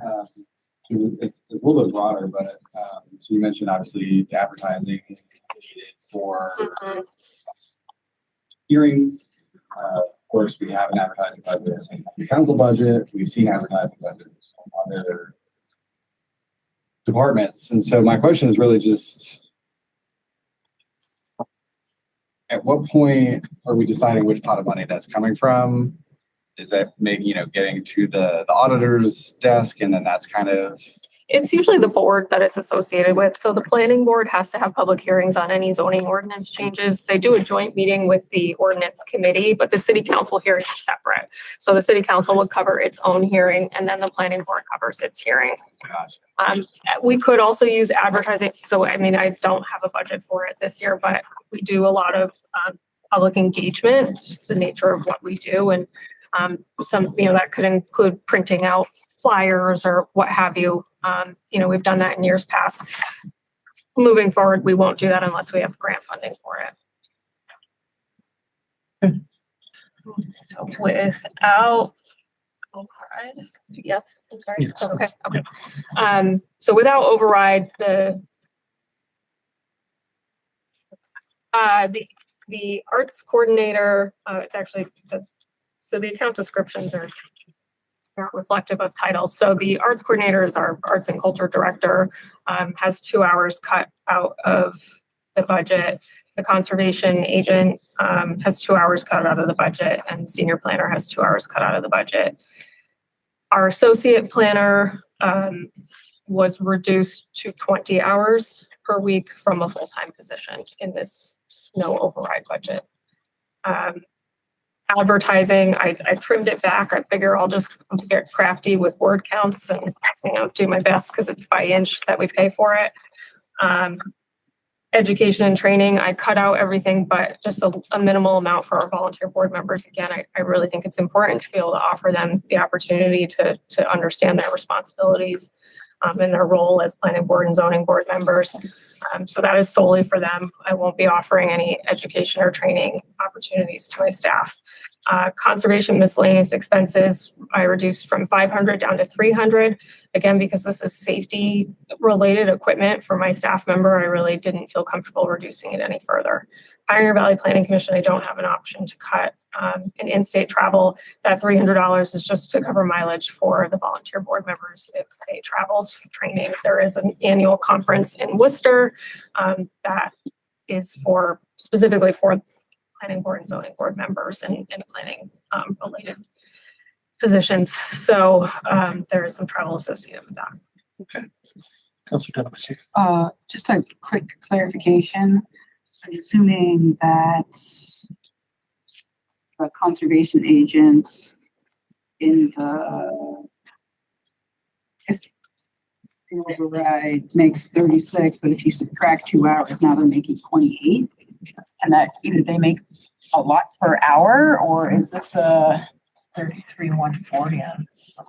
Is that So the conservation agent with override budget is 36,152. Without, it's 33,140. is that what? Oh, okay, so that's an updated. Sorry, Yes, there was an error. I caught it the night it was posted, and we updated the spreadsheet. Okay, perfect. Yeah. One thing I missed in the without override, I did entirely eliminate dues and memberships. So we're not like licensed in anything, so it's not required for our position. So I'll no longer be supporting that for my staff members. So same question. What is the city losing in terms of services between these two budgets? So the reduction from a full-time employee down to 20 hours I learned of last Wednesday and have not had an opportunity to fully think through the implications of that. I will say that all of my staff are union employees, and changes to their job descriptions would require negotiations. So the tasks and duties that the full-time associate planner covers now that they're no longer able to cover in 20 hours, I will absorb. That it will probably have to involve me covering planning board and or zoning board. Not having someone in the office full-time, they're not going to be able to keep up with the requirements for timelines of when notices have to be posted and mailed, and doing the day-to-day sort of admin of corresponding between departments and applicants and all of that. So I think it would be, I don't know that they'll be in a position to attend like a planning board or zoning board meeting and speak to an application with the level of detail that is required. This week alone, I have 3 meetings at night. This is my 3rd in a row. I have 3 more next week. Taking on 2 additional boards will mean dropping some of the committee meetings that I attend now. I mean, whether by conflict or just having to set the boundary. I do have a family, so I'm not going to be out of the house 4 nights a week. It's just not sustainable. So there will be that implication, less staff support for our boards and committees, and it will take away time to pursue and manage grants. So it will definitely, that'll take the first hit because it's not essential. Right, so that creates a financial situation for the city. So I just want to acknowledge, again, there's no judgment here. Well, internally, I'm judging a whole lot, but I just don't think that's fair. So I'm just stating that to cut that position that much, and the impact that that's going to have on the effectiveness of city in order to be able to write grants, etc.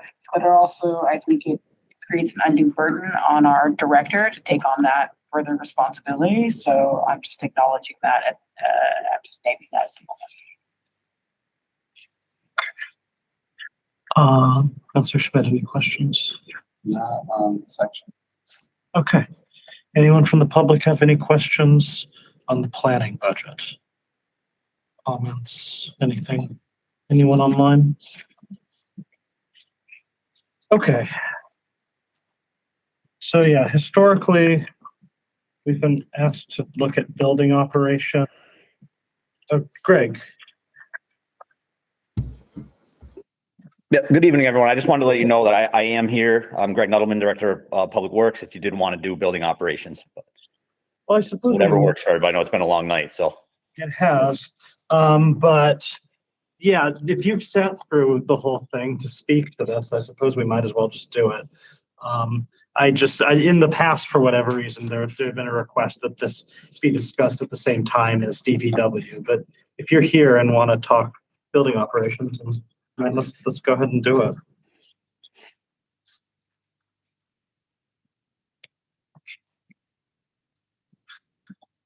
Sure. So we have the 2 budgets here, and I really wish I could tell you there was things we could cut out from either side. It's just they're tight to begin with, and it's the funding we need to keep the lights on and the heat on and the garage doors opening and the elevators working and things operating between City Hall, the public safety complex, and the COA, and the amount of funding it takes to do that. It can vary from year to year depending on what breaks or what doesn't, but I can't have a garage door break at the safety complex and say we're not going to fix it because things have to work. Right. Okay. So you just want to give us a rundown of the budget with and without. The big changes between the 2 are the amount of money that we ask for in the budget to cover the solar credits as cash and the payments we have to make to GLC for the Oliver Street solar facility. Some of their equipment up there is not functioning to its design capacity at the current time, and I think it's going to be a few more months before it's fixed. So I expect some lighter GLC bills for the first part of FY27. So we lowered that. And the heat and power line we lowered in the no override budget. We've had some significant challenges with keeping the heat on for the sprinkler system to stay operational at the former Pevin Elementary School. So we worked with the fire department on shutting that off and having some, pre-event planning in place for any situation that would occur there that would require the sprinkler system to operate. And, in a few more years, we'll have those off of our responsibilities list, and custody of those buildings will transfer to the developer. Okay, but the heat power line looks the same in both of these, $100,000. No.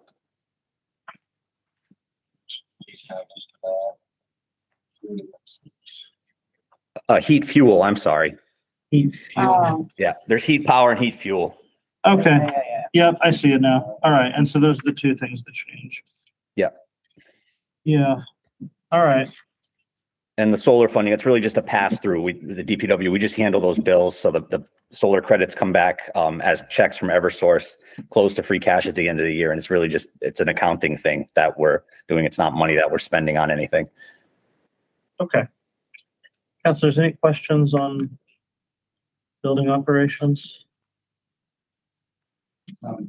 This is kind of, forgive me, tell me if this is too minute in detail, but I was curious what sort of pest control services we are utilizing, and is that at all of the buildings?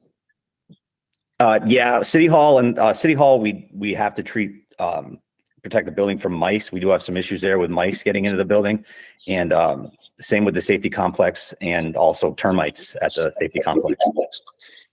Are those outside contracted services? Yes. Okay. And could you just tell me if the mice mitigation is poison, and more specifically escar poison? I'd have to look into that. We contract with Minuteman Pest Control out of Northampton. I'm not exactly sure of all the methods that they use. Thank you. Okay. Councilor Dunham. Anyone in the public have any questions about the building operations budget? Anyone online? All right. That concludes general government. I have some thoughts, but I'm gonna reserve them for a time that's not now, because we still have to talk debt and interest. Are you ready to go on debt and interest? I'm ready, and I'm hoping Hayden will back me up here. Luckily, this doesn't change with or without an override. There's only one. We have right now 3 temporary loans, which are called bans, short-term ones. We have to pay principal on 2 of them, and one of them we have to pay interest. So the top is the principal amounts for 2 of them, and the top and the second portion is your interest on all 3 of them. That was to finish out the Mountain View School, the HVAC, and the DIF borrowing. The DIF borrowing interest is put back in as a revenue at the end, so it zeroes out. It's in the expense and the revenue line. It's about $67,000. So you will see that when it comes to the revenue. The pilot payments are making up that portion of that right now. The other ones are our wastewater, Mass Clean Water Trust, correct? Those are those loans that you see out there. They're all broken out between our principal and our interest. We're kind of locked into the long-term borrowing, so there's nothing we can really do as far as that interest rate. Okay. And then, councilors, do you have any questions on this? I have a couple, but.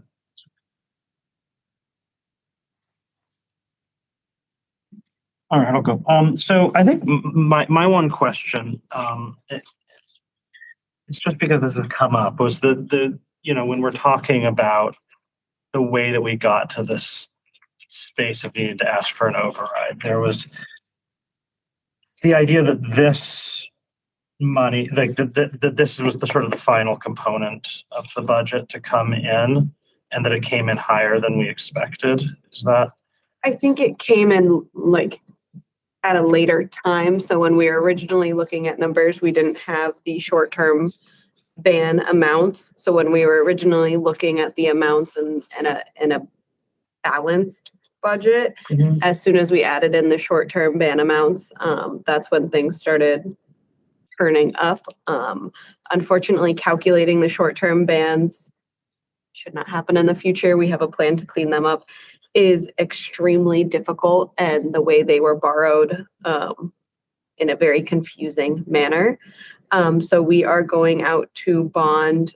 We just received the final MSBA payment from the state. So we are going to bond the remaining, I believe it's, can't remember the exact amount off the top of my head, but we will. It's gonna be somewhere, 6.5. Thank you. We're gonna bond that the finished product so that short-term ban will be off, and we will just have the HVAC and the diff left as far as that. So calculating these numbers should not take us as long next year. Okay. It's just that they haven't changed that much since last year. So I guess that's a conversation for another day. At this point, I mean, like you said, there's not really, we have to pay this stuff. So, it is what it is. I'm just a little bit confused about some of the stuff with the bans, but at the end of the day, there's not really any decisions for the finance committee to make about it when it comes to the budget. This is what's before us. I'd like to cut. I'd like to not ever owe anyone anything municipally or personally, if that's okay. Yeah, counselors, any questions? No? Anybody in the public have any questions about debt and interest? No? Okay. In that case, I would personally suggest that I'm not sure I can do an appropriation conversation right now. I don't know where you guys are at. And I'm here, but I mean, it's also kind of how I feel, but also certainly I'd want to release anybody that we could. yes, I kind of think, Mr. Chair. yeah. I'm going to say that I'm going to hope that tomorrow is a slightly lighter lift. And just because general government is tough because of how many individual departments are in there, and especially the way that we're breaking it up. So I'm going to suggest that we talk about that appropriation tomorrow. And I would entertain a motion to adjourn. So much. Second. Motion second. Just one thing before we vote to adjourn. I really appreciate everyone sticking around and helping with this. Just as a sort of, for everyone who's going to be here going forward, I have a hard time focusing when there's chattering at the perimeters. So if we could just keep that to the minimum going forward, that would really be appreciated to me. All right. All in favor of adjourning. Aye. Thanks, everybody. See you soon. And our local cable subscribers,